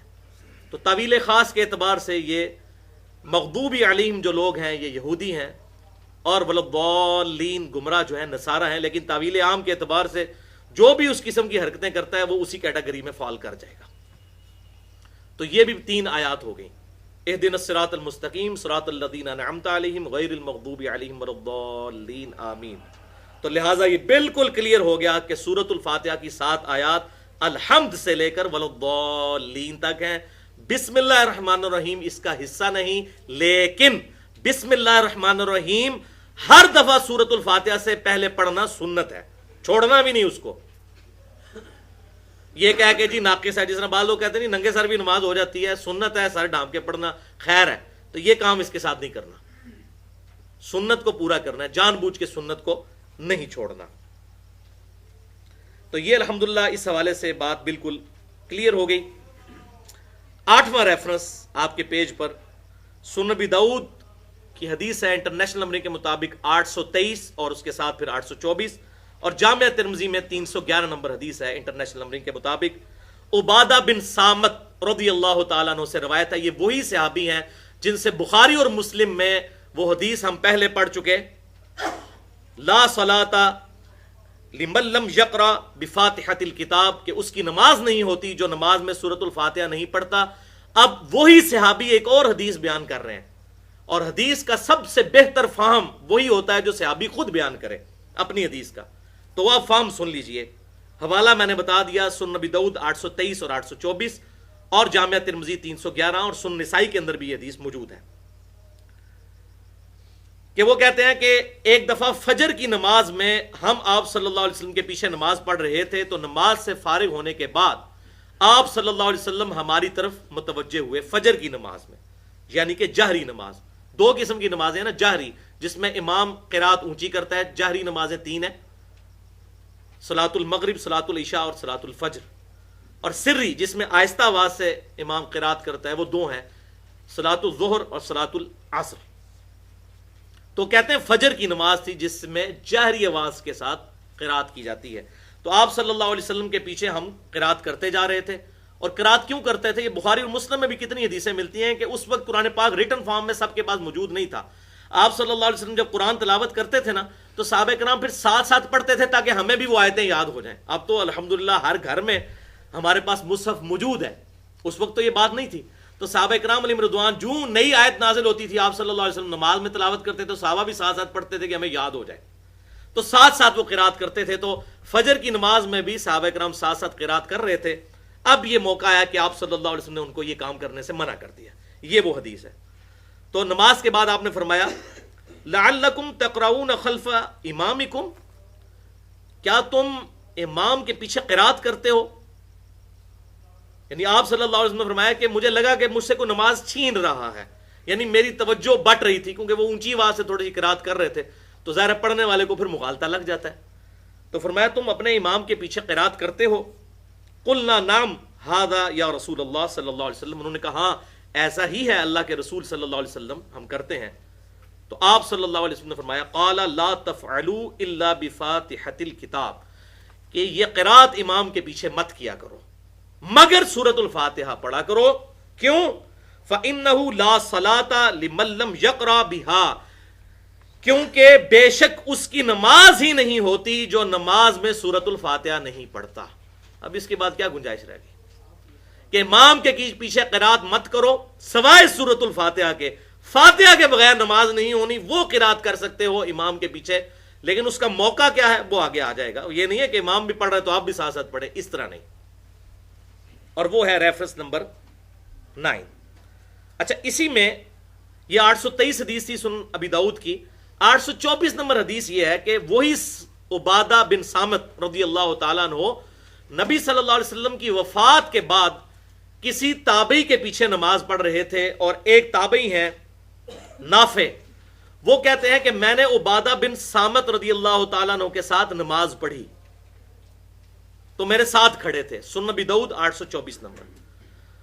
تو مجھے محسوس ہوا کہ انہوں نے امام کے پیچھے سورۃ الفاتحہ پڑھی ہے ام القرآن. تو میں نے سلام پھیرتے ہی کہا اس صحابی سے عبادہ بن صامت رضی اللہ تعالیٰ عنہ سے کہ کیا آپ نے امام کے پیچھے سورۃ الفاتحہ پڑھی ہے, ام القرآن پڑھی ہے؟ تو انہوں نے کہا ہاں میں نے پڑھی ہے. تو انہوں نے کہا کیوں؟ انہوں نے کہا میں تنوں دسنا میں کیوں پڑھی ہے, جڑی آیت مولوی نوں نہیں سمجھ آندی. انہوں نے کہا میں بتاتا ہوں کیوں میں نے پڑھی. پھر انہوں نے 823 نمبر حدیث جو سنن ابی داؤد اور جامعہ ترمذی کی 311 وہ پورا واقعہ انہوں نے سنایا حضور کی وفات کے بعد. اور صحابی یہی ہیں اس حدیث کے راوی جو بخاری اور مسلم میں بھی ہے کہ فاتحہ کے بغیر نماز نہیں ہوتی. وہ صحابی نے کہا کہ بھائی میں نے اس لیے نماز, اور یہاں بھی فجر کی نماز ہی تھی, وہ تابعی کہتے ہیں میں نے ساتھ پڑھی فجر کی نماز, جہری نماز. تو انہوں نے کہا بھائی بات یہ ہے کہ ہم نبی صلی اللہ علیہ وسلم کے پیچھے بھی فجر کی نماز میں قرات کر رہے تھے, فاتحہ بھی اور ساتھ ساتھ پڑھ رہے تھے, تو آپ صلی اللہ علیہ وسلم نے ہمیں منع فرما دیا, لیکن کہا کہ فاتحہ ضرور پڑھنی ہے کیونکہ فاتحہ کے بغیر نماز نہیں ہوتی. اور وہی بات انہوں نے یہاں پر ریپیٹ کی الحمدللہ. اور بلکہ سنن ابن ماجہ میں انٹرنیشنل نمبر کے مطابق 843 نمبر حدیث ہے کہ جابر بن عبداللہ رضی اللہ تعالی عنہما ظہر اور عصر کی نمازوں میں امام کے پیچھے سورۃ الفاتحہ کے ساتھ سورت بھی ملایا کرتے تھے, اور وہ کہتے ہیں کہ ہم نبی صلی اللہ علیہ وسلم کے پیچھے سورت الفاتحہ کے ساتھ سورت بھی ملایا کرتے تھے ظہر اور عصر کی نماز کے اندر، کیونکہ اب بہانا ہی کوئی نہیں نا، امام کی قرات تو سننی کوئی نہیں ہے، تو فاتحہ تو پڑھنی ساتھ سورت بھی ملاتے تھے، اور آخری 2 رکعتوں میں ہم صرف سورت الفاتحہ پڑھ لیا کرتے تھے۔ اور یہ بہانے تو ویسے بنائے ہوئے ہیں ورنہ کہ جی وہ قرآن ہم سن رہے ہوتے ہیں، ورنہ مغرب کی آخری رکعت میں، عشاء کی آخری 2 رکعتوں میں، اس میں تو امام آہستہ آواز سے پڑھ رہا ہوتا ہے، اس وقت بھی نہیں سورت الفاتحہ پڑھتے۔ وہ میں آگے بتاتا ہوں کہ کیا کچھ کرتے ہیں یہ لوگ، والعیاذ باللہ تعالی۔ تو اسی حدیث، یہ جو ہم نے سیدنا عبادہ ابن صامت رضی اللہ تعالیٰ عنہ کی سنی، اسی پر امام ترمذی کے کامنٹس ہیں حدیث نمبر 311 کے کانٹیکسٹ میں، کہ اکثر صحابہ اکرام علیہم رضوان اور تابعین اور پوری امت کے علماء، چاہے وہ امام مالک ہوں، امام شافعی ہوں، امام احمد بن حنبل ہوں، عبداللہ ابن مبارک، ایک ایک امام کا نام لے کر انہوں نے کہا سوائے اہل کوفہ کے، یعنی وہی نجدیوں کے علاوہ، کوفیوں کے علاوہ، سب کے سب لوگ امام کے پیچھے سورت الفاتحہ پڑھا کرتے تھے۔ لیکن کب پڑھتے تھے وہ اب ڈیٹیل آ رہی ہے، وہ آپ کے پیج کے اوپر ہے، ریفرنس 9۔ جز القراء امام بخاری کی کتاب ہے، جیسے امام بخاری نے جز رفع الیدین پوری کتاب لکھی ہے نا، جز حدیث کی اس کتاب کو کہتے ہیں جو کسی ایک ٹاپک پر لکھی جائے۔ جز رفع الیدین لکھی، جو میں نے مسئلہ نمبر 70B ریکارڈ کروایا ہے، رفع الیدین سے متعلق فرقہ وارانہ نظریات کا تحقیقی جائزہ، اس میں اس پوری کتاب کا تعارف ہے۔ تو امام بخاری نے ایک جز القراء بھی لکھی ہے، اس کے اندر انٹرنیشنل نمبرنگ کے مطابق 274 نمبر یہ حدیث موقوف ہے، سیدنا ابو ہریرہ رضی اللہ تعالیٰ عنہ کا قول، آپ کے پیج پر ریفرنس 9۔ للامام سکتتان، امام کے لیے ہوتے ہیں 2 سکتے، امام 2 سکتے کرتا ہے تلاوت کرتے ہوئے، ایک سورت الفاتحہ سے پہلے اور دوسرا رکوع میں جانے سے پہلے، یعنی قرات کرنے کے بعد امام کے ہوتے ہیں 2 سکتے۔ فَاغْتَنِمُوا الْقِرَاءَةَ فِيهِمَا، تو تم غنیمت سمجھو ان 2 سکتوں میں قرات کرنے کو، بفاتحۃ الکتاب، سورت الفاتحہ کی تلاوت کو، ان 2 خاموشیوں میں جو امام خاموش رہتا ہے، اس ٹائم کو غنیمت سمجھتے ہوئے اس میں سورت الفاتحہ پڑھ لیا کرو۔ یہ امام ابو ہریرہ رضی اللہ تعالیٰ عنہ کا فتویٰ ہے کہ سکتوں میں پڑھنا ہے جب امام خاموش ہوتا ہے، اور یہ سکتے پہلی رکعت میں 2 ہوتے ہیں۔ وہ صحیح مسلم میں موجود ہے کہ آپ صلی اللہ علیہ وسلم دوسری رکعت جب شروع کرتے تھے تو سکتہ نہیں کرتے تھے، وہ ڈائریکٹ آپ سورۃ الفاتحہ سے شروع کرتے تھے، ہاں پھر رکوع سے پہلے سکتہ کیا کرتے تھے۔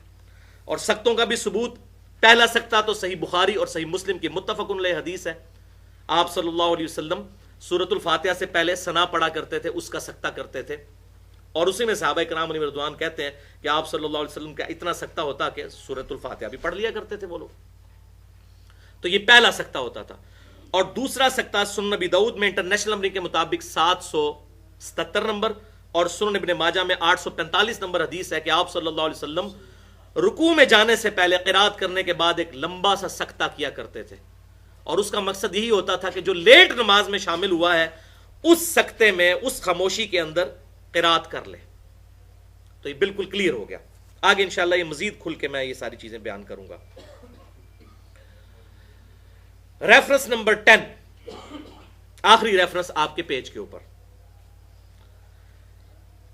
یہ بھی سیدنا ابو ہریرہ رضی اللہ تعالیٰ عنہ کا قول ہے، جز القراء انٹرنیشنل نمبر کے مطابق 132 نمبر حدیث موقوف امام بخاری نے جز القراء کے اندر لی ہے کہ سیدنا ابو ہریرہ رضی اللہ تعالیٰ عنہ نے ارشاد فرمایا، لا یجزئک الا ان تدرک الامام قائما قبل ان یرکع، تیرے لیے جائز نہیں ہے کہ تو اپنی رکعت کو شمار کرے یہاں تک کہ تو امام کو رکوع سے پہلے قیام میں نہ پا لے۔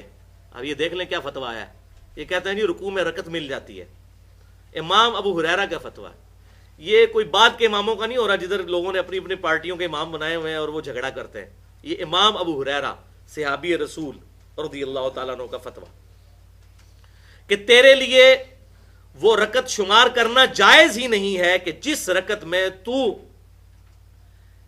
امام کو رکوع سے پہلے قیام میں نہ پا لے۔ اور اس سے اگلی روایت امام بخاری سیدنا ابو سعید خدری کی لے کر آئے انٹرنیشنل نمبرنگ کے مطابق جز القراء کے اندر 133 نمبر، کہ ابو سعید خدری رضی اللہ تعالیٰ عنہ کہتے ہیں کہ تیرے لیے یہ جائز ہی نہیں کہ سورۃ الفاتحہ پڑھے بغیر تو رکوع میں شامل ہو۔ 133 نمبر روایت یہ ہے، یہ جائز ہی نہیں ہے، ورنہ وہ رکعت شمار نہیں ہوگی۔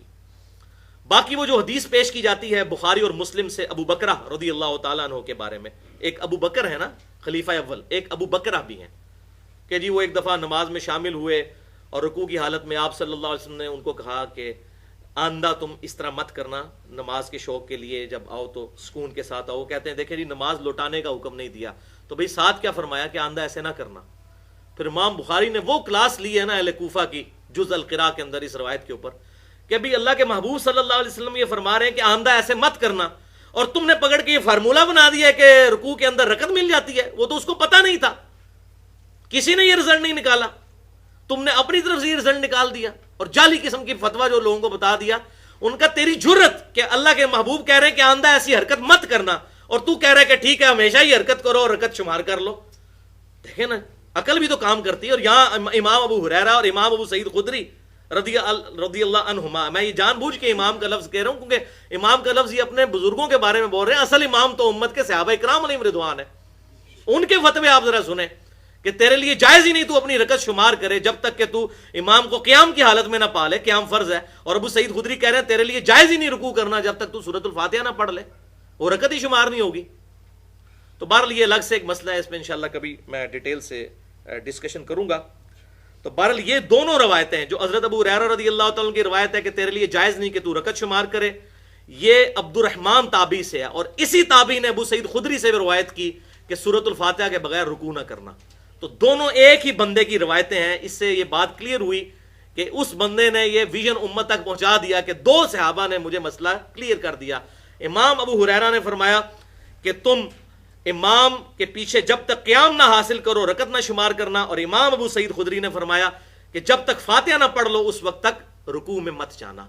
بالکل واضح ہو گیا الحمدللہ علی کل حال۔ تو بھائیو یہ تھا تصویر کا بالکل بے داغ صحیح اور واضح رخ جس میں کوئی امبیگوٹی نہیں ہے، لیکن اس کے باوجود واقعی کچھ اشکالات ایسے ہیں، کچھ امبیگوٹیز، کچھ شبہات کہ جن کا ازالہ کرنا بہت ضروری ہے۔ وہ انشاءاللہ تعالی اب ہم دوسرے پورشن کے اندر اس کو کور کریں گے کل 3 علمی پوائنٹس کی شکل میں، پھر ہماری یہ گفتگو انشاءاللہ تعالی مکمل ہو جائے گی۔ ایک دفعہ دروشی پڑھ لیجئے، اللہم صلی علی محمد وعلی آل محمد کما صلیت علی ابراہیم وعلی آل ابراہیم انک حمید مجید، اللہم بارک علی محمد وعلی آل محمد کما بارکت علی ابراہیم وعلی آل ابراہیم انک حمید مجید۔ بہت اٹینٹیو ہو کر بیٹھیں۔ اب یہ اس کا پورا ایسن ہے، ویسے تو جو سلیم الفطرت انسان ہے اس کے لیے گفتگو کافی ہے جو میری 50 منٹ کی ہو چکی ہے، لیکن اگلے جو 40 منٹ کی گفتگو ہے وہ جب تک یہ شیطانی وسوسوں کا رد نہ کیا جائے اس وقت تک معاملہ کلیئر نہیں ہوتا۔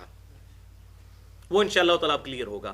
علمی پوائنٹ نمبر 1، اور وہ ہے بھائیو الحمدللہ ہمارے محدثین رحمہم اللہ اجمعین نے بڑی محنت کر کے اختلافی مسائل پر کتابیں لکھی۔ جب کبھی بھی امت میں کوئی فتنہ کھڑا ہوا تو اس وقت کے محدث کھڑے ہوئے اور اس فتنے کو صحیح الاسناد احادیث اور سلف کے آثار اور قرآن پاک کی واضح آیات کی روشنی میں اس فتنے کا قلع کما کیا۔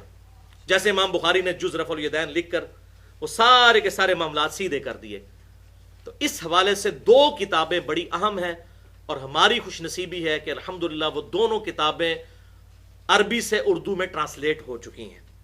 اور مجھے یہ بات کہنے میں کوئی عار نہیں ہے کہ اس وقت مسلمانوں کی سب سے بڑی زبان علم دین حاصل کرنے کے حوالے سے عربی کے بعد اردو ہے، تیسری زبان کو اس کے قریب بھی نہیں ہے الحمدللہ۔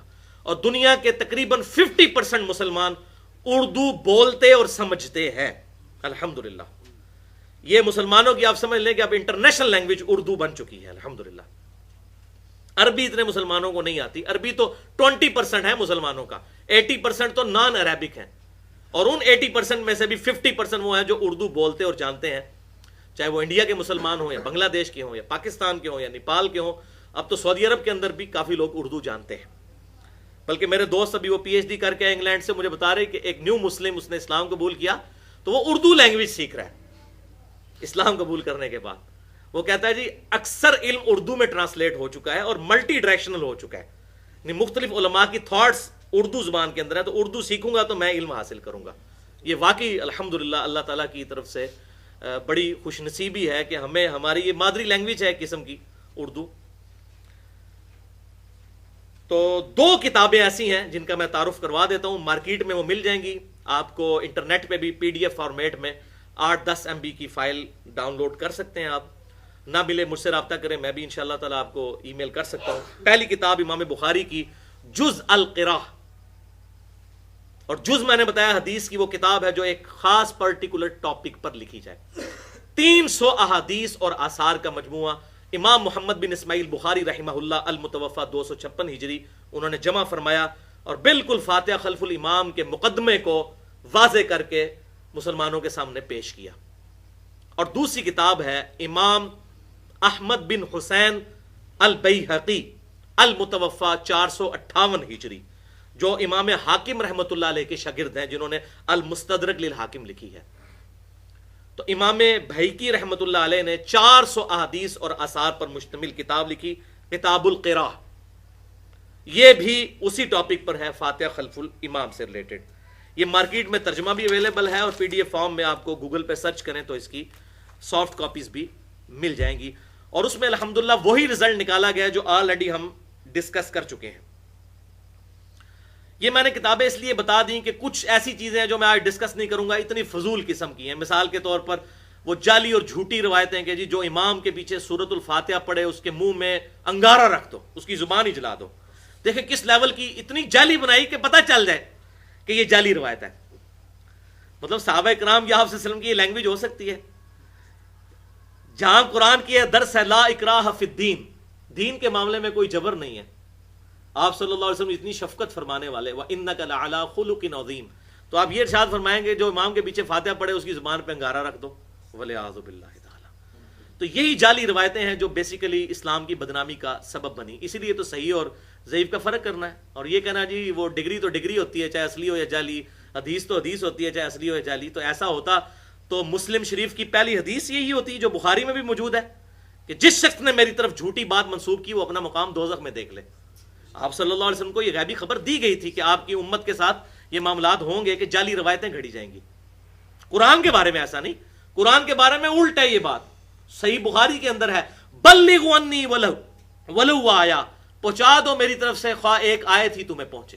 وہاں نہیں فرمایا کہ دیکھ لینا وہ صحیح آیت ہے یا غلط آیت ہے. کیوں؟ انا نحن نزلنا الذکر وانا له لحافظون، اس الذکر القرآن کو ہم نے نازل کیا، ہم اس کی باللفظ حفاظت کرنے والے خود. تو یہ جو مولوی کہتے ہیں جی فلاں کے پاس ڈگری نہیں، ڈگری نہیں، ڈگری تو اللہ کے نبی ہمیں خود دے گئے ہیں. بلغوا عنی ولو آیا، ایک آیت بھی تمہیں پتا ہو تو اگلے تک پہنچا دو. یہ صحیح بخاری میں حدیث ہے. تو ڈگری تو ہمیں مل چکی ہے، مجھے اگر ایک آیت بھی پتا ہے تو میں دوسرے تک سکھاؤں گا. یہ نہیں کہ مجھے بریلوی دیوبندی اہل حدیث یا شیعہ کی ڈگری لینی پڑے گی دعوت و تبلیغ کے لیے. بالکل بات کلیئر ہو گئی. تو الحمدللہ یہ 2 کتابیں میں نے تعارف کروا دیا. اور یہ جعلی روایتیں اس قسم کی اسی طریقے سے وہ رفع الیدین پہ بھی بنائی ہوئی ہے کہ جی وہ بت رکھ کے صحابہ آتے تھے تو اس لیے رفع الیدین ہوتا تھا. یہ بالکل اسی لیول کی جعلی روایت فاتحہ خلف الامام پہ بھی گھڑی ہوئی کہ جی جو امام کے پیچھے فاتحہ پڑھے اس کی زبان پہ انگارہ رکھ دو. تو جعلی چیز تو پھر جعلی ہوتی ہے، پکڑی تو جاتی ہے. چور اپنی لنگوٹی تو چھوڑ جاتا ہے کہ عام آدمی کو پتہ چل جاتا ہے یہ تو لنگوٹا ہے. تو اس قسم کی وہ گھوڑوں کی دموں والی حدیث کہاں سے پکڑ کے کہاں لگا دی. تو اس قسم کی جو ہے یہ ساری باتیں اس میں ڈسکس ہیں. میں آج اس کو ڈسکس نہیں کروں گا، یہ اس قابل ہی نہیں کہ ان چیزوں کو ڈسکس کیا جائے. تو بہرحال یہ میں نے 2 کتابوں کا تعارف کروا دیا. علمی پوائنٹ نمبر 2، اور وہ ہے بھائیو، اب یہ کڑوی باتیں ہیں خصوصاً ہمارے جو اہل حدیث مکتبہ فکر کے بھائی ہیں ان کے لیے.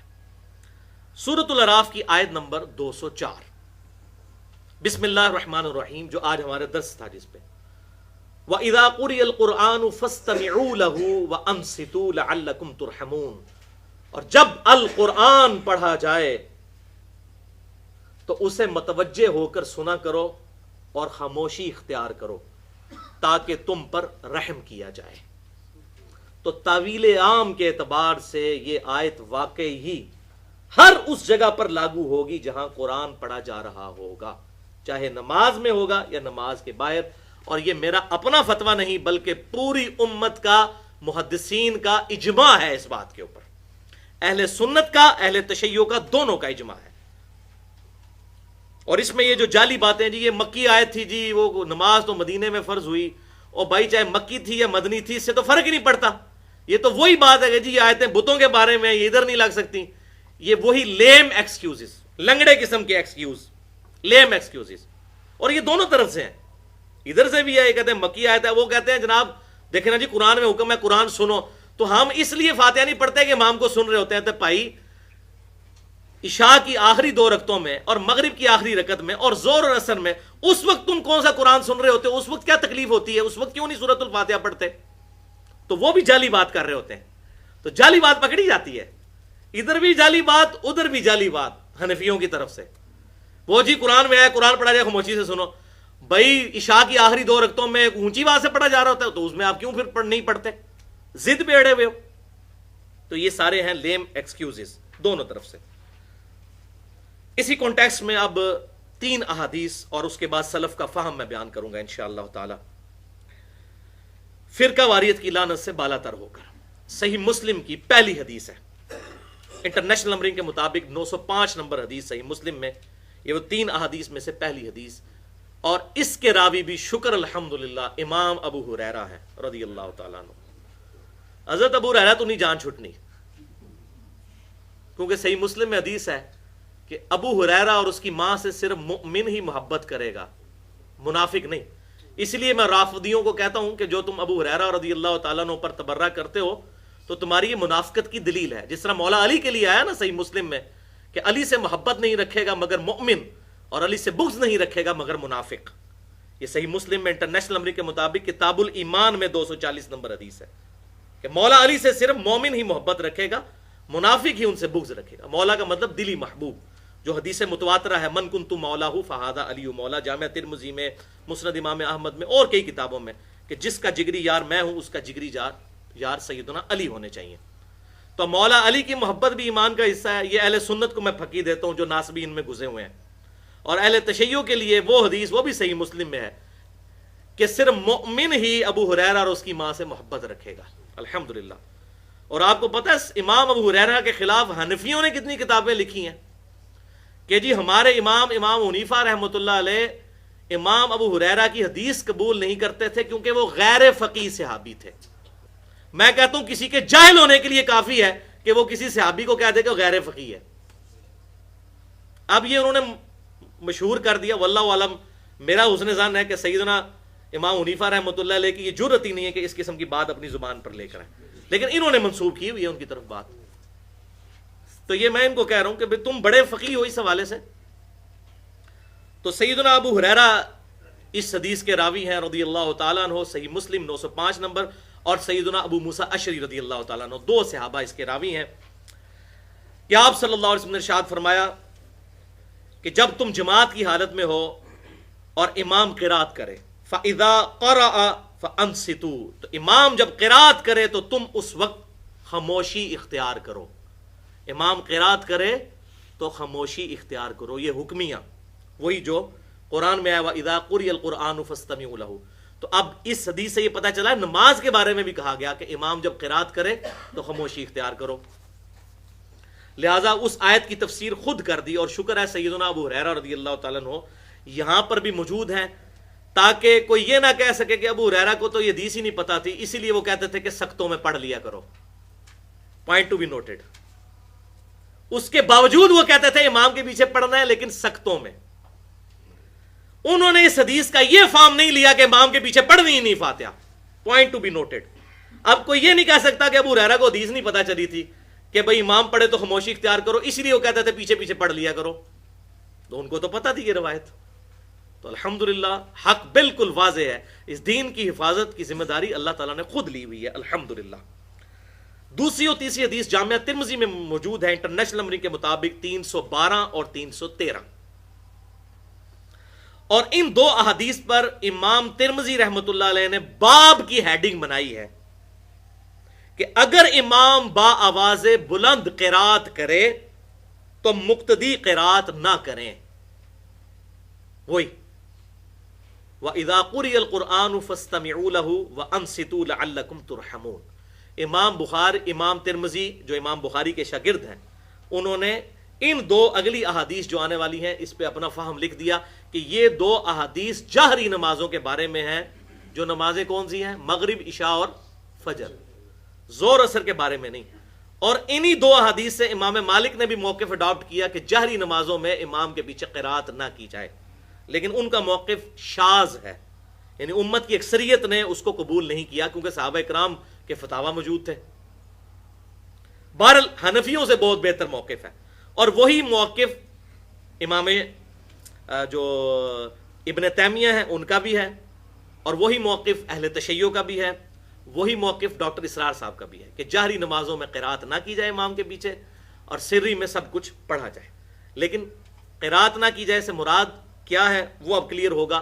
امام ترمذی نے باب باندھا کہ جہری میں قرات نہ کی جائے، اس کا مطلب یہ ہے کہ فاتحہ کے بعد جو قرات ہے وہ نہ کی جائے. فاتحہ اس سے ایکسکلوڈ ہے. امام ترمذی نے پوری بحث لکھ دی.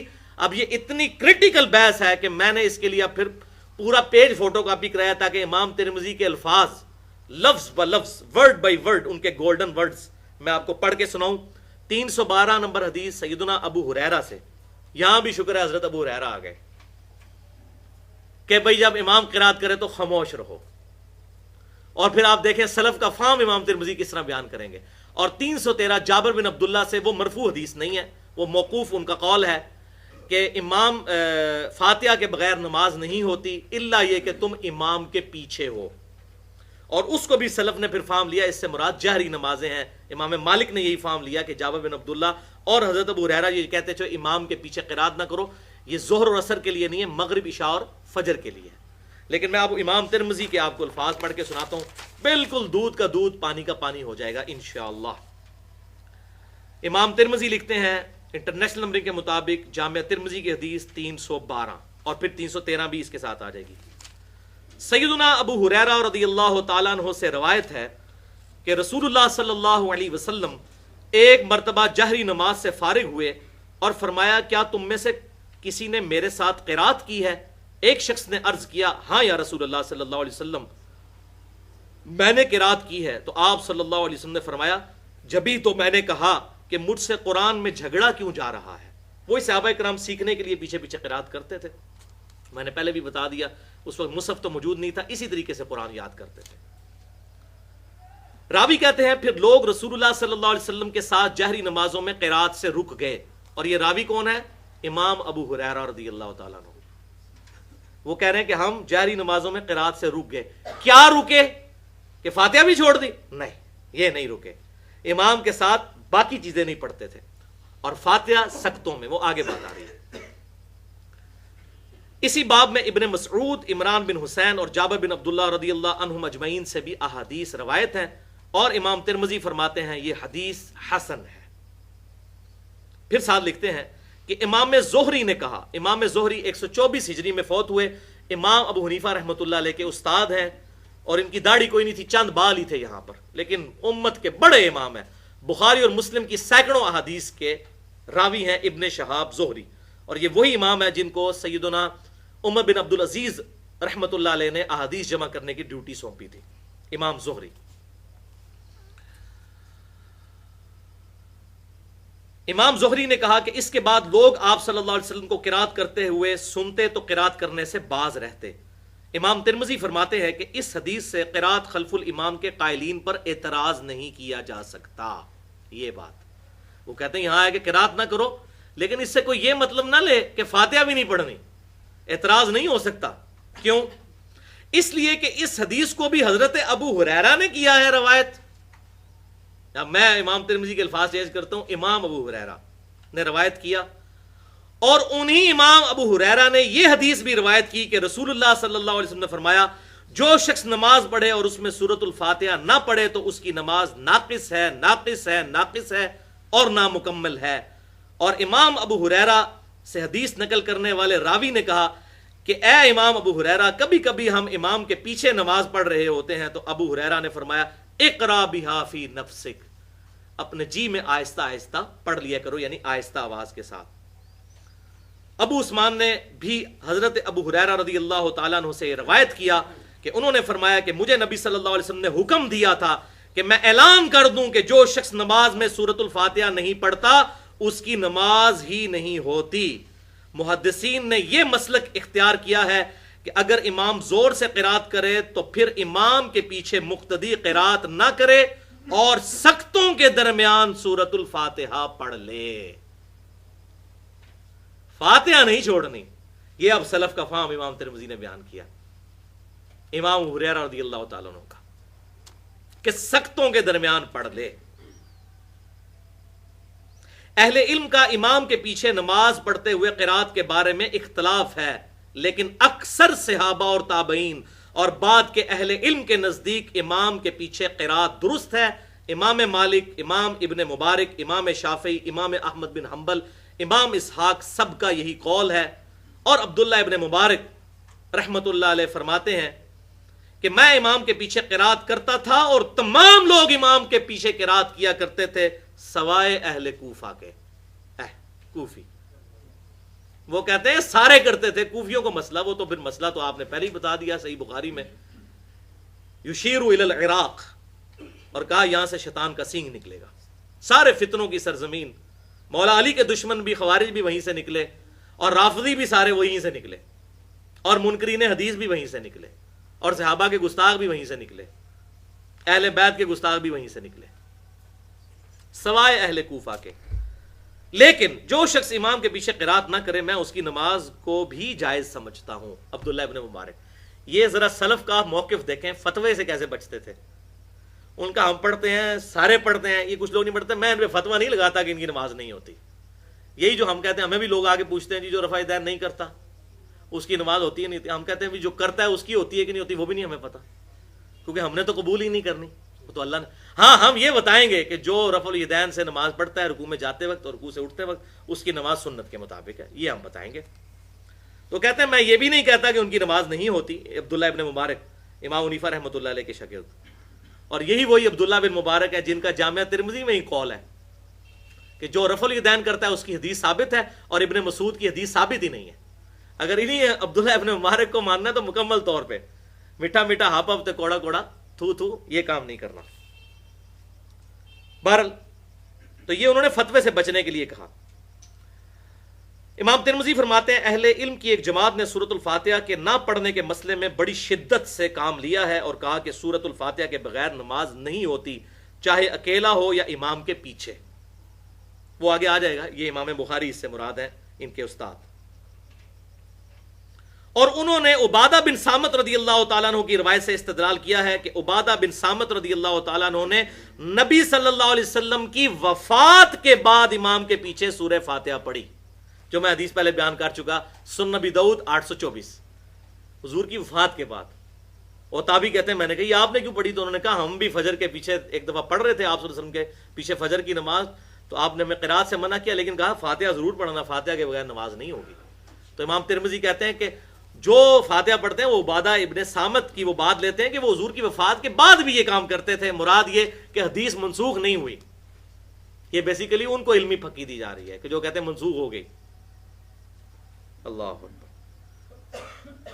تو عبادہ بن صامت رضی اللہ تعالیٰ عنہ نے نبی صلی اللہ علیہ وسلم کی وفات کے بعد امام کے پیچھے سورۃ الفاتحہ پڑھی اور نبی صلی اللہ علیہ وسلم کے اس قول پر عمل کیا کہ سورہ فاتحہ کے بغیر نماز نہیں ہوتی۔ امام شافعی اور امام اسحاق کا بھی یہی قول ہے، اور امام احمد بن حنبل فرماتے ہیں کہ نبی صلی اللہ علیہ وسلم کا یہ قول کہ سورہ فاتحہ کے بغیر نماز نہیں ہوتی اکیلے نماز پڑھنے والے پر محمول ہے، یعنی جو جماعت کے بغیر پڑھ رہا ہے۔ یہ امام احمد بن حنبل کہتے ہیں کہ میرا خیال ہے کہ یہ بھی پاسبلٹی موجود ہے، لیکن آگے وہ پھر گئے کس طرف وہ اب آپ سن لیجئے۔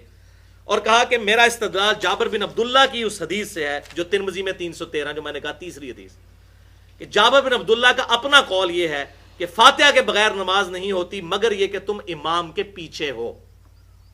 تو جابر بن عبداللہ رضی اللہ تعالیٰ عنہ جہری نمازوں میں امام کے پیچھے سورۃ الفاتحہ بھی نہیں پڑھتے تھے، یہ بالکل ثابت ہے اسی روایت کے تحت۔ لیکن سنن ابن ماجہ میں انٹرنیشنل نمبر کے مطابق 843 نمبر حدیث ہے کہ جابر بن عبداللہ کہتے ہیں کہ ہم ظہر اور عصر کی نماز کے اندر امام کے پیچھے سورۃ الفاتحہ اور ساتھ سورت بھی ملایا کرتے تھے، اور آخری 2 رکعتوں میں صرف سورۃ الفاتحہ پڑھتے تھے. تو جابر بن عبداللہ بھی کسی کام کے ان کے نہیں آئیں گے جو فاتحہ نہیں پڑھتے. تو ظاہر ہے کہ زور اثر میں بھی اور عشاء کی آخری 2 رکعتوں میں، مغرب کی آخری رکعت میں بھی.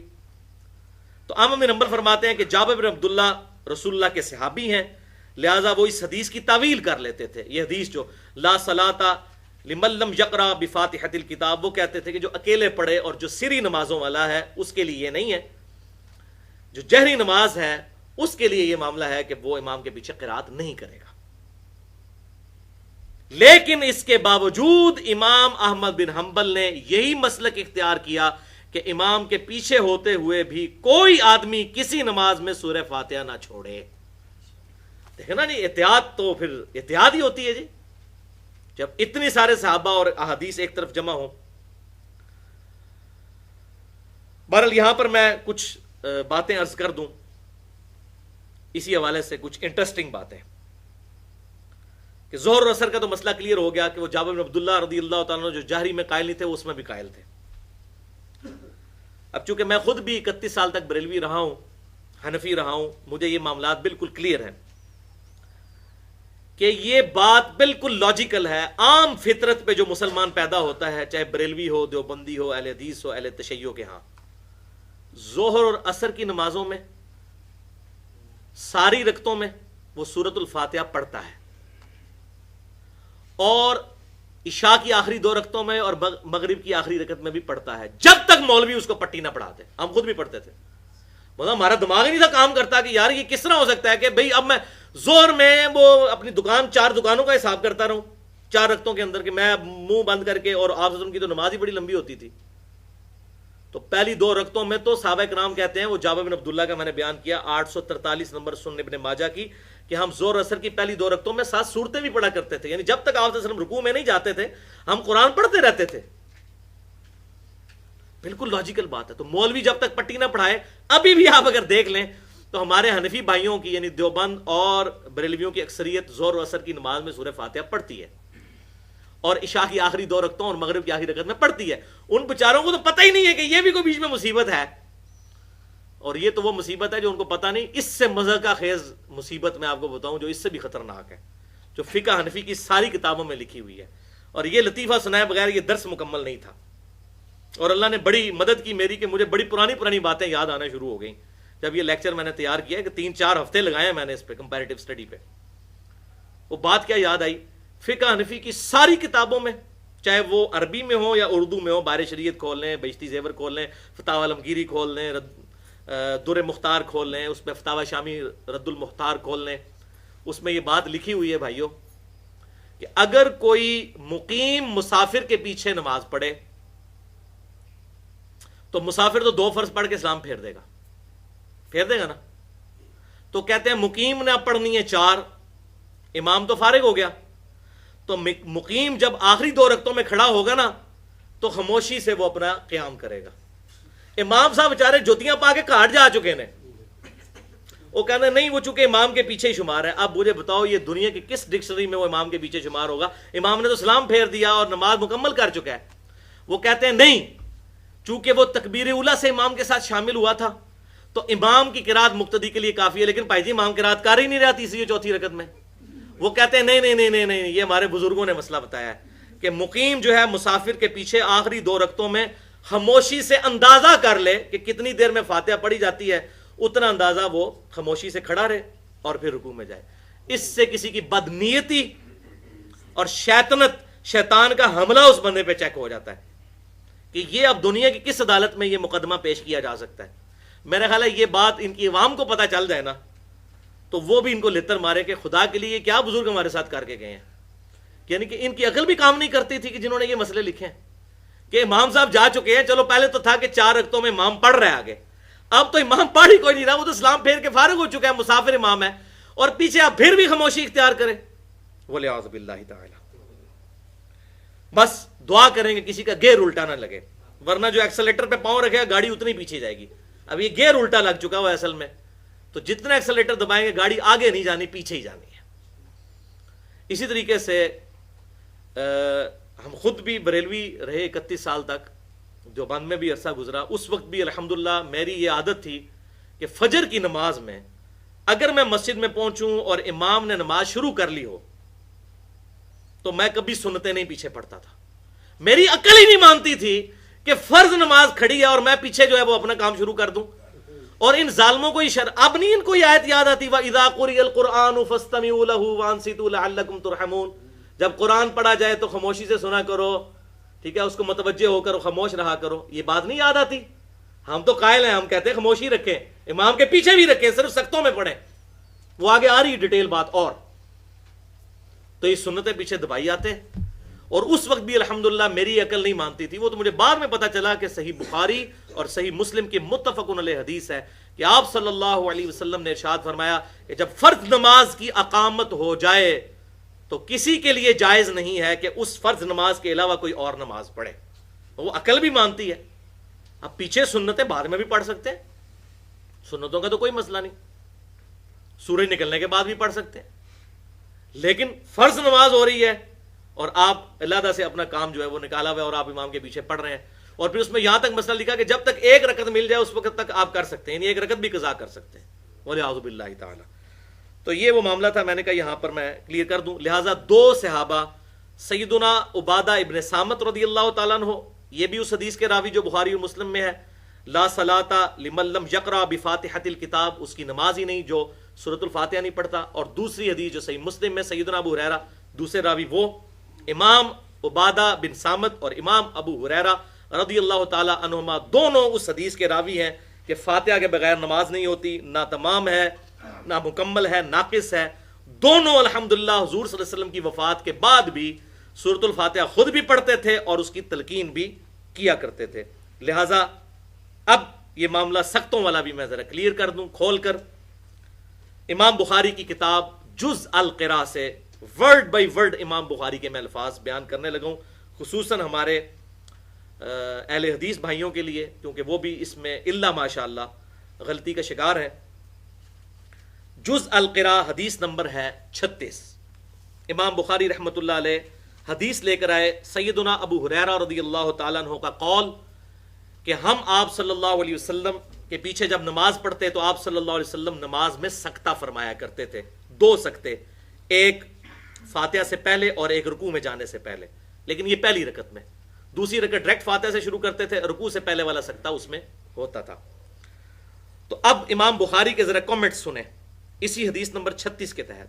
وہ کہتے ہیں ابو سلمہ بن عبد الرحمن تابعی، میمون بن مہران تابعی اور سعید بن جبیر تابعی رحمہم اللہ اجمعین.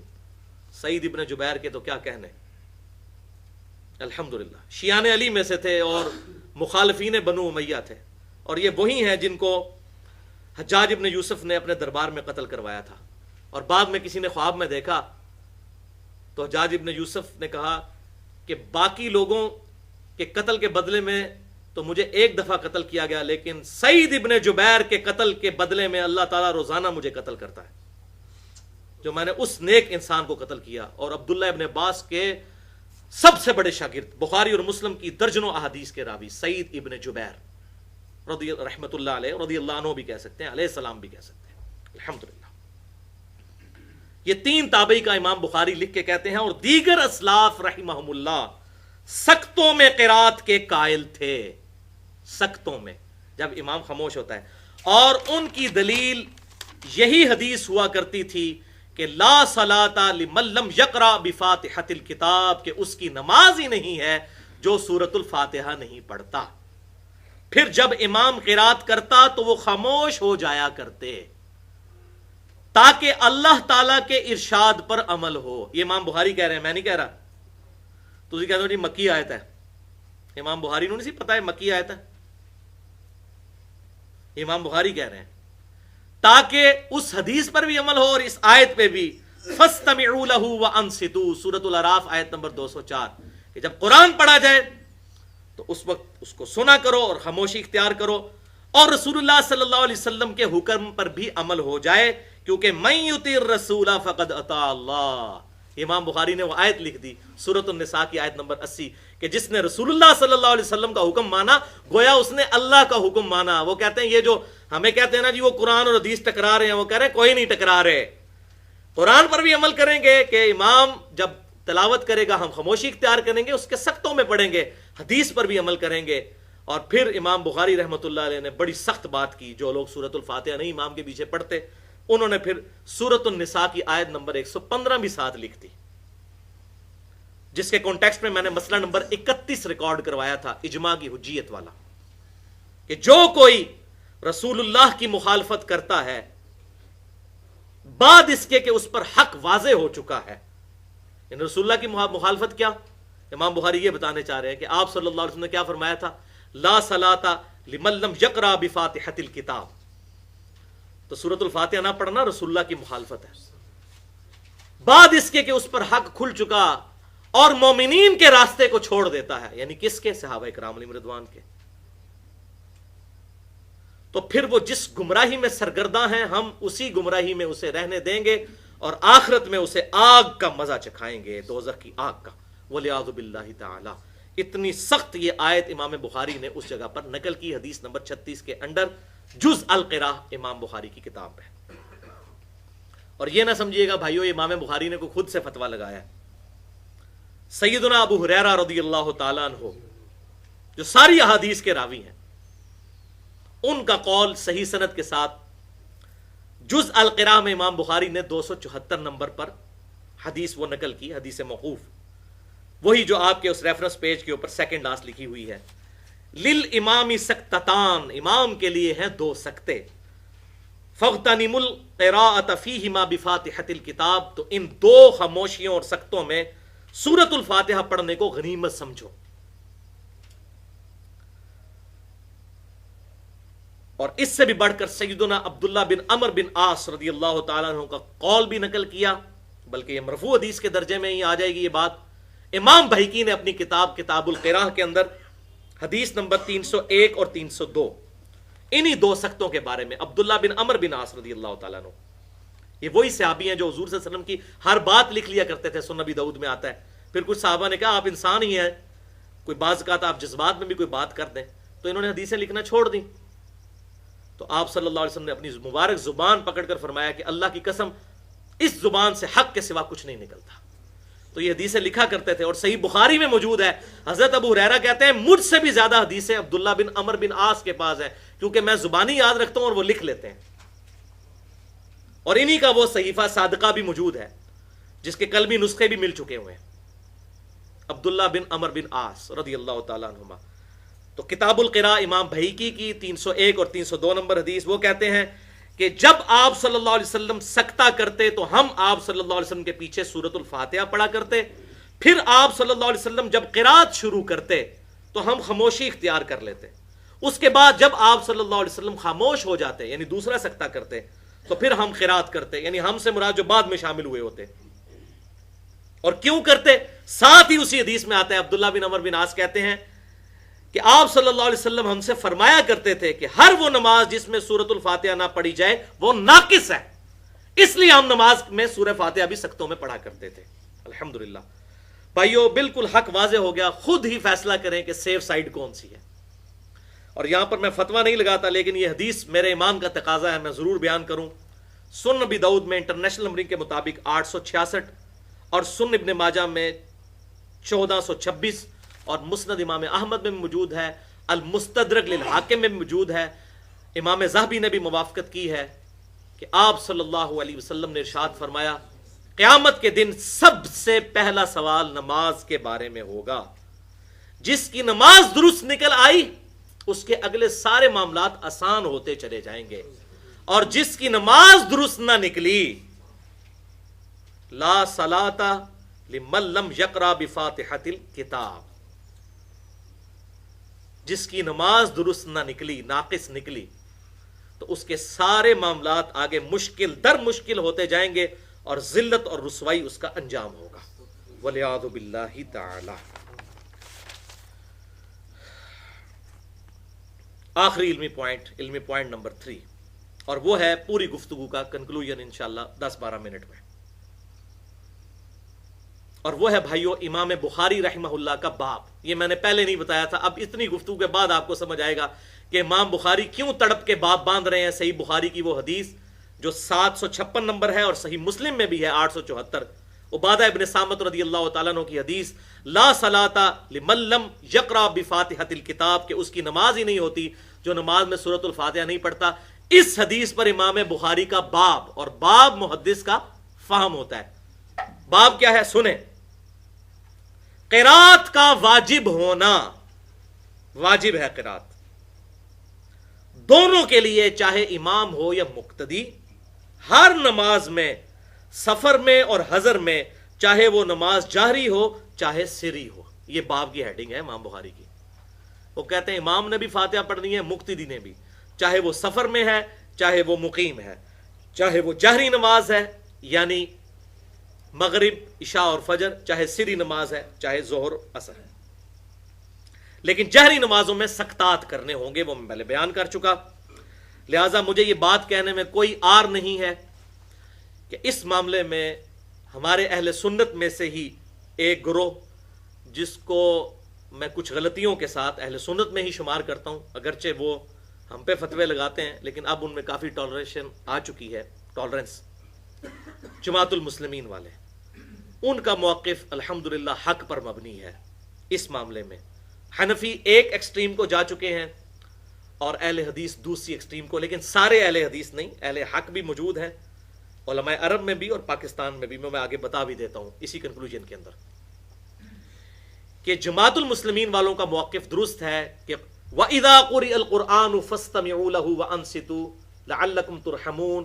اس آیت کا فہم سلف نے یہی لیا ہے کہ جہری نمازوں میں امام کے پیچھے فاتحہ نہیں پڑھنی بلند آواز کے ساتھ، مگر سکتوں کے اندر، اور سرن میں تو مسئلہ ہی نہیں، اور اس میں آپ نے سورت بھی پڑھنی ہے۔ اور یہ معاملہ کو بھائیو آج نہیں بگڑا، یہ بہت پہلے کا معاملہ بگڑا ہوا ہے، تابعین کے دور سے۔ اب وہ آ جائیے تابعین کا فتویٰ، اسی تابعی کا جس کا میں نے تعارف کروایا، سعید ابن جبیر، سیدنا عبداللہ ابن عباس رضی اللہ تعالی عنہما کے شاگرد اور جلیل القدر تابعی، ہزاروں احادیث کے وہ راوی، سعید ابن جبیر کا فتویٰ ہے، میرے پہ کسی نے غصہ نہیں کھانا، اب آ رہی ہے ذرا کڑوی بات، مجھ پہ کوئی غصہ نہ کھائے۔ حدیث نمبر 34 جز القراء میں امام بخاری نے لی ہے، میں نے نہیں نقل کی، امام بخاری، اور یہ صحیح سند کے ساتھ ہے، اور شکر الحمدللہ شیخ زبیر علی زئی رحمہ اللہ کا ترجمہ اور حکم لگ کے امام بخاری کی جز القراء مارکیٹ میں آ چکی ہے، مکتبہ اسلامیہ کی، انہوں نے بھی اس پر صحیح سند کا حکم لگایا ہے، لہذا کوئی مسئلہ نہیں ہے اس کے اندر۔ اب یہ میں لفظ ب لفظ امام بخاری نے جو الفاظ سعید ابن جبیر کے نقل کیے وہ پڑھنے لگا ہوں دل کو تھام کے۔ عبداللہ بن عثمان تبع تابعی کہتے ہیں کہ میں نے سعید ابن جبیر تابعی رحمہ اللہ سے پوچھا، کیا میں امام کے پیچھے قرات کیا کروں؟ فرمایا ہاں، اگرچہ تو اس کی قرات سن رہا ہو تب بھی پیچھے قرات کیا کر۔ یعنی امام جہری نماز میں قرات کر رہا ہے اور تجھے آواز آ رہی ہے تب بھی تو نے پیچھے قرات کرنی ہے، لیکن اس سے یہ ثابت نہیں ہوتا کہ آپ نے پیچھے پیچھے کرنی ہے۔ اگلی بات وہ فتویٰ لگانے لگے ہیں، جناب اگر بڑی کوڑی گولی آن لگی ہے بیٹا، اس لیے کہ آج کل کے امام مسجدوں نے ایسی بدعت نکال لی ہے۔ کیا نکال لی ہے؟ بدعت، جو سلف سے ثابت نہیں۔ ہمارے سلف تو، اب تابعی کا سلف کون ہوگا؟ صحابی، ٹھیک ہے، اس سے کم تو نہیں ہوگا سلف۔ سلف کہتے ہیں جو پہلے گزر چکا، جیسے یہ سلفی اہل حدیث کہلواتے ہیں، لیکن سلفی تب ہوں گے جب سلف پہ عمل بھی کریں گے۔ خالی اہل سنت یا سلفی کہلا لینے سے، اہل حدیث کہلا لینے سے تو وہ اسی طرح ہی ہے نا، جیسے میں سب کو کہتا ہوں کہ وہ بریلوی دیوبندی اہل حدیث سب اپنے آپ کو اہل سنت کہتے ہیں، تو روح افزا کی بوتل کے اندر شراب ڈلی اور باہر روح افزا لکھا ہو تو وہ اس طریقے سے روح افزا تو نہیں بن جائے گا، جامع شیری بھی نہیں بنے گا، نہ نورس بن جائے گا، وہ اندر جو ہے وہی رہے گا۔ تو سیدنا سعید بن جبیر کہتے ہیں بیٹا آج کل کے امام مسجدوں نے، تو آج کل کے بھی امام مسجد وہی انہی کی اولاد ہے، ایسی بدعت نکالی ہے جو سلف سے ثابت نہیں۔ اسلاف تو تکبیر کہہ کر خاموش ہو جایا کرتے، حتیٰ کہ انہیں یقین ہو جاتا کہ مقتدیوں نے سورۃ الفاتحہ پڑھ لی ہے، پھر وہ قرات شروع کرتے تو مقتدی خاموش ہو کر ان کی قرات سنا کرتے تھے، اور جو لیٹ شامل ہوگا وہ قرات ہی سنے گا، پھر رکوع میں جانے سے پہلے دوسرا سکتہ ہوگا۔ اب آپ کو سمجھ آئی وہ دوسرا سکتہ کیوں ہوتا تھا اور میں یہاں کیوں کرتا ہوں؟ الحمدللہ۔ لو جی، یہ بات بالکل کلیئر ہو گئی۔ اسی کانٹیکسٹ میں اب آپ کو امام اوزائی کا قول بھی سمجھ آ جائے گا، کیونکہ امام اوزائی کے قول کو بعض لوگوں نے پھر سہارا لیا کہ جی وہ امام اوزائی تو قائل ہیں کہ امام کے ساتھ ساتھ بھی دبی اور سورہ فاتحہ، تو وہ امام اوزائی ان کے بھی آگے شاگردوں میں سے ہیں، شاگرد بھی نہیں، شاگردوں کے شاگردوں میں سے ہیں امام اوزائی۔ 158 ہجری میں فوت ہوئے، امام حنیفہ رحمۃ اللہ علیہ کے ہم اثر ہیں، اور جن کے ساتھ وہ ایک جعلی مناظرہ بھی رکھا ہوا ہے کہ امام ابو حنیفہ نے یہ کہا تو امام اوزائی نے آگے، وہ رفع دین کے مسئلے میں جعلی مناظرہ، وہ کوئی مناظرہ نہیں ہوا، جھوٹا بنا کے، یہ وہ امام اوزائی ہیں۔ المتوفا 158 ہجری،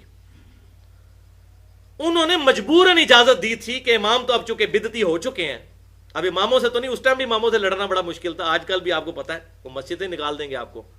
اس کانٹیکسٹ میں انہوں نے کیا کہا تھا وہ اب آپ کو سمجھ آ جائے گا۔ کتاب القراء امام بہیقی کی کتاب میں پیج نمبر 117 پہ یہ موجود ہے، اور شیخ زبیر لیزئی رحمہ اللہ نے جز القراء امام بخاری کا جو ترجمہ اور اس پہ حکم لگایا اس کے پیج نمبر 117 پر ہے، اور امام بہیقی کی کتاب القراء میں 247 نمبر حدیث ہے۔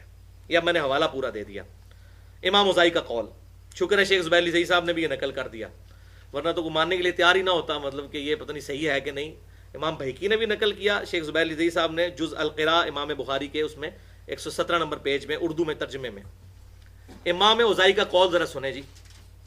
امام کی یہ ذمہ داری ہے کہ وہ تکبیر اولیٰ کے بعد سکتہ کرے اور قرات کے بعد بھی سکتہ کرے۔ امام کی کیا ذمہ داری ہے؟ تنخواہ لے کے سائڈ پہ ہو جائے؟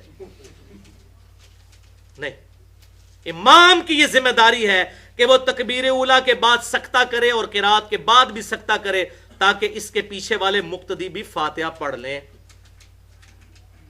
اور اگر یہ نہ ہو سکے، وہ آخری جملہ لیا ہے، دیکھو جی، امام اوزائی کہتے ہیں نہ ہو سکے تو دبی آؤ۔ اب پچھلی بات بھی تو دیکھیں نا، نماز کے قریب مت جاؤ جب تم نشے کی حالت میں ہو، یہ وہی بات۔ اگر یہ نہ ہو سکے، یعنی کہ مولوی صاحب تواڈے تے فتویٰ لان تے تواڈی پھینٹی لانے تے چکر وچ پے جان، اگر یہ نہ ہو سکے تو مقتدی امام کے ساتھ فاتحہ پڑھ لے اور جلدی جلدی ختم کر کے اس کی قرات سن لے۔ یہ انہوں نے مجبوراً بات کی تھی کہ مولوی قابو نہ آئے تو بھائی مولوی نہ لڑیں، بڑا ڈاڈا ہوں، چپ کر کے اپنی فاتحہ پڑھ کے جلدی جلدی آپ قرات سن لینا مجبوراً۔ سعید ابن جبیر کا تو میں نے بتا دیا، انہوں نے کہا تو یہ امام ہی بدعتی ہیں، لیکن اب اس کا یہ رزلٹ بھی نہیں نکالنا چاہیے کہ بدعتی امام کے پیچھے نماز ہی نہیں ہوتی۔ اب اس معاملے میں جماعت المسلمین والے پھر ایکسٹریم پہ چلے گئے، انہوں نے کہا ان کے پیچھے نماز ہی نہیں ہوتی، یہ بدعتی ہیں، تو یہ بالکل مسئلہ غلط ہے۔ بدعتی امام کے حوالے سے 2 حدیثیں زبانی یاد کر لیں، ہر مسلمان کو، یہ بخاری میں ہیں دونوں حدیثیں، اور یہ میں کہتا ہوں مولویوں کو بخار چڑھانے والی حدیثیں ہیں۔ 694 اور 695 نمبر نوٹ کر لیں انٹرنیشنل نمبر کے مطابق، صحیح بخاری میں 694 نمبر حدیث ہے۔ امام کائنات صلی اللہ علیہ وسلم نے ارشاد فرمایا، اور الحمدللہ اس کے راوی بھی امام ابو ہریرہ ہے رضی اللہ تعالیٰ عنہ، امام ابو ہریرہ رضی اللہ تعالیٰ عنہ، وہ کہتے ہیں کہ امام اگر ٹھیک نماز پڑھائے، آپ صلی اللہ علیہ وسلم نے فرمایا، تو تجھے نماز کا ثواب ملے گا، اور اگر امام نے غلط نماز پڑھائی تو اس کی غلطی کا وبال اسی پر ہوگا، تجھے ثواب پورا ملے گا۔ اللہ اکبر کبیرہ والحمد للہ کثیرہ وسبحان اللہ بکرۃ واصیلا۔ مجھے اکثر لوگ پوچھ رہے ہوتے ہیں جی وہ بریلوی دیوبندی رفع الیدین نہیں کرتے ہیں تو نماز ہی غلط پڑھ رہے ہوتے ہیں، تو آپ صلی اللہ علیہ وسلم نے پہلے ہی فرما دیا ہے کہ اگر امام غلط نماز پڑھا رہا ہے اس کی غلطی کا وبال اس پر ہوگا، تجھے ثواب پورا مل جائے گا۔ حضور تو پوری امت کے نبی ہیں، حضور کو پتا تھا کیا مصیبت امت پہ ٹوٹنے والی ہے، لیکن یہ آپ نے آج تک حدیث سنی تھی کبھی؟ یہ میں نے دریافت کی ہے صحیح بخاری کے اندر سے، مگر کوئی ڈبکی نہیں ماری اس میں، صحیح بخاری میں نماز کے چیپٹر میں 694 نمبر۔ لیکن یہ مولویوں کی پیٹ پہ لات پڑتی تھی، انہوں نے کہا یہ روایت لوگوں کو پتہ چل گئی تو لو جی ہماری ڈیڑھ اینٹ کی جو لادہ لادہ مسجدیں بنی ہوئی ہیں تو ختم ہو جائیں گی، سارے لوگ کہیں گے جتنا ٹائم ہو جی نماز پڑھ لو۔ یہ سمجھے مولوی بہت سمجھدار ہے اس مسئلے میں۔ بہرحال، اور 695 نمبر، سیدنا و مولانا خلیفۃ المسلمین امیر المؤمنین مولا عثمان ابن عفان رضی اللہ تعالی عنہ،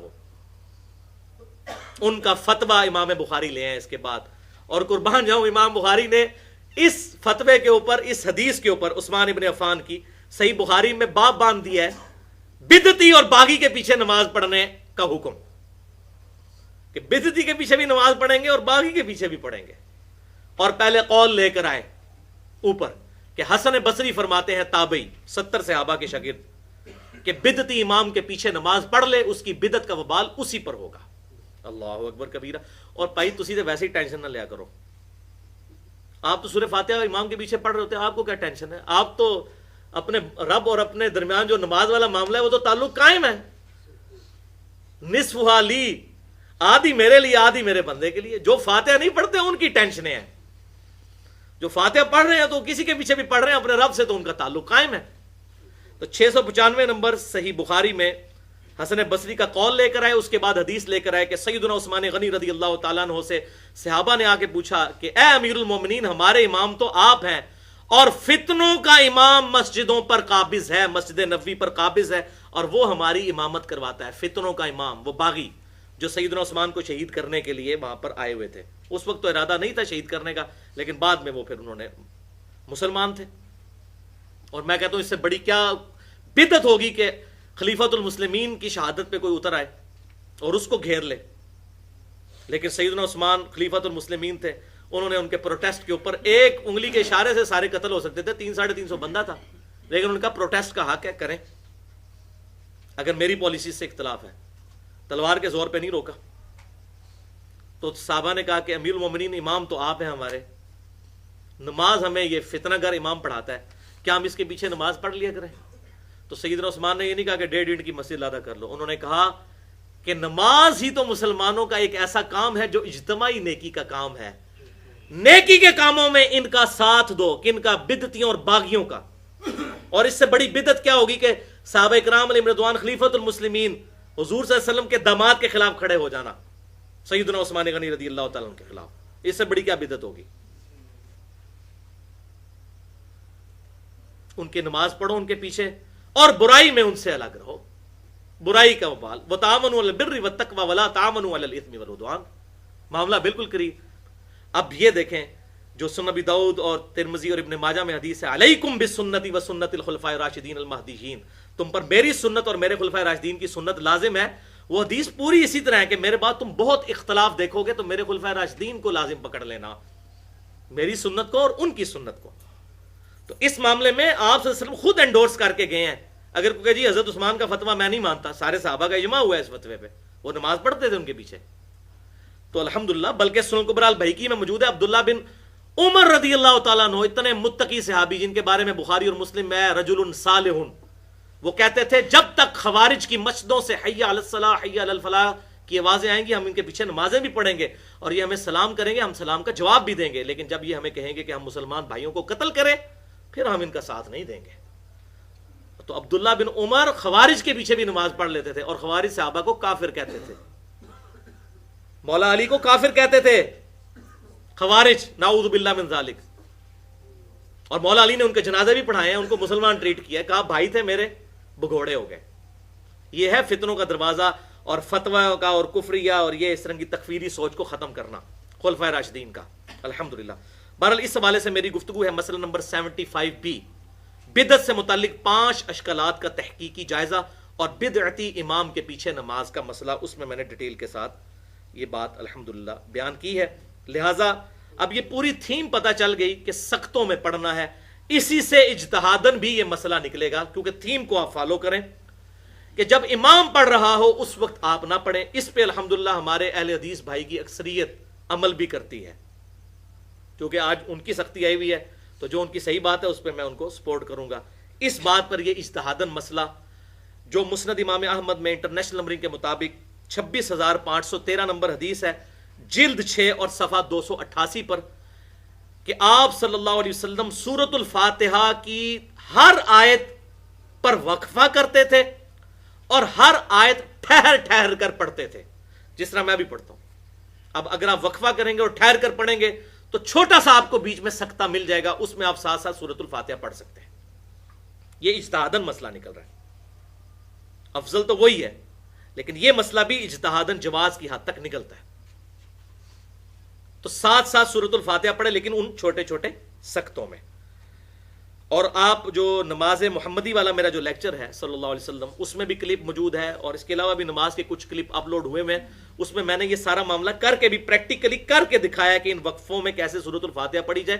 الحمدللہ ہم تو سارے سکتے کرتے ہیں، رکوع سے پہلے والا بھی کرتے ہیں. آپ سب کو اس حوالے سے یہ بات پتہ ہے. الحمدللہ رب العالمین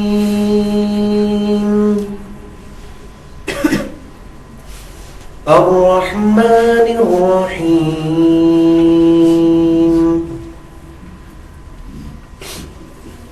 مالک یوم الدین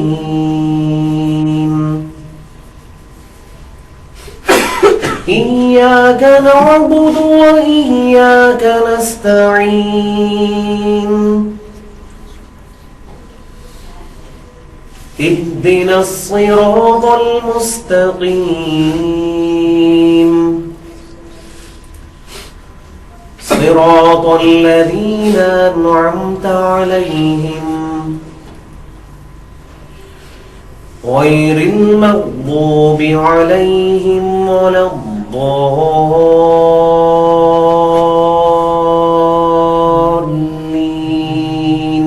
آمين.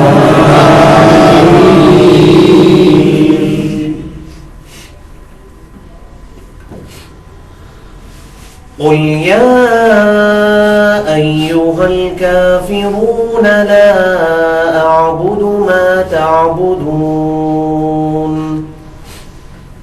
ولا أنتم عابدون ما أعبد ولا أنا عابد ما عبدتم ولا أنتم عابدون ما أعبد لكم دينكم ولي دين.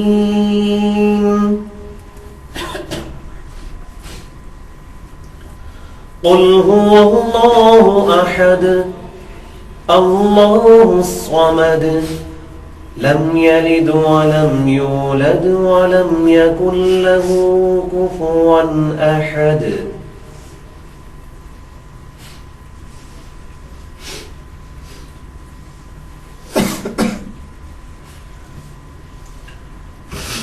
الله أكبر.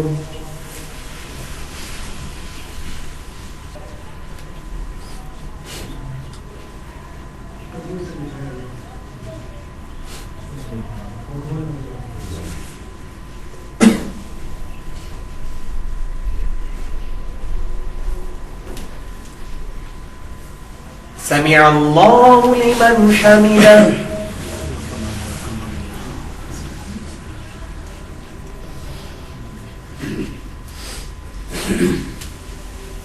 الله أكبر.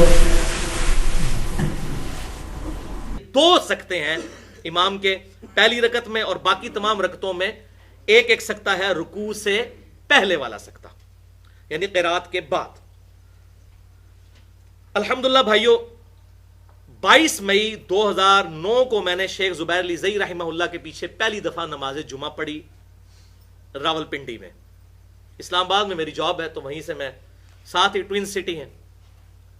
تو میں نے پہلی دفعہ ان کے پیچھے جب نماز جمعہ پڑھی تو انہوں نے یہ سکتے کیے، اور میں بڑا ریلی شاکڈ ہوا کہ یہ رکوع سے پہلے اتنا لمبا سکتہ انہوں نے کیا. تو پھر میں نے نماز کے بعد ان سے پوچھا کہ یہ کیا، تو انہوں نے کہا کہ بھئی سنت ہے.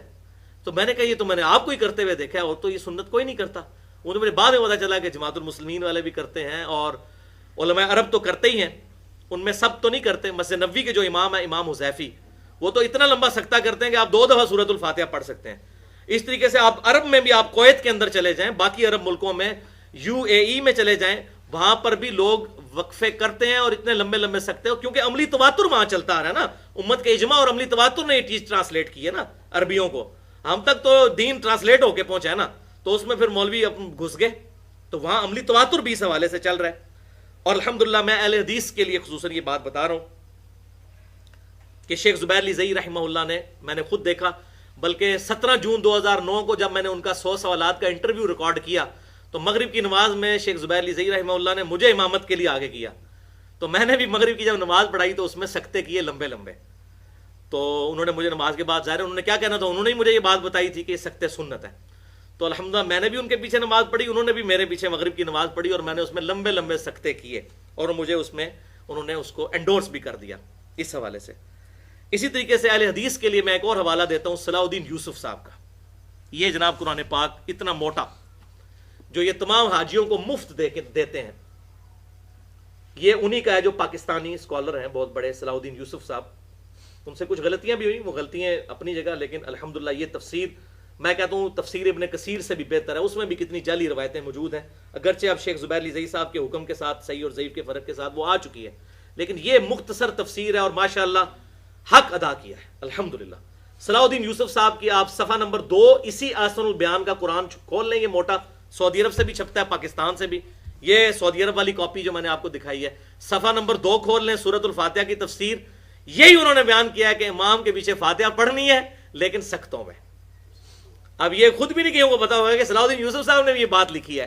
یعنی ماشاءاللہ علماء کو یہ بات پتا ہے کہ یہ کام ایسے کرنا ہے، لیکن بعض ضدی ہیں، وہ پھر سختوں کے خلاف کتابیں بھی لکھتے ہیں، وہ جعلی قسم کی روایتیں نقل کر کے کوشش کرتے ہیں تو ظلم کرتے ہیں.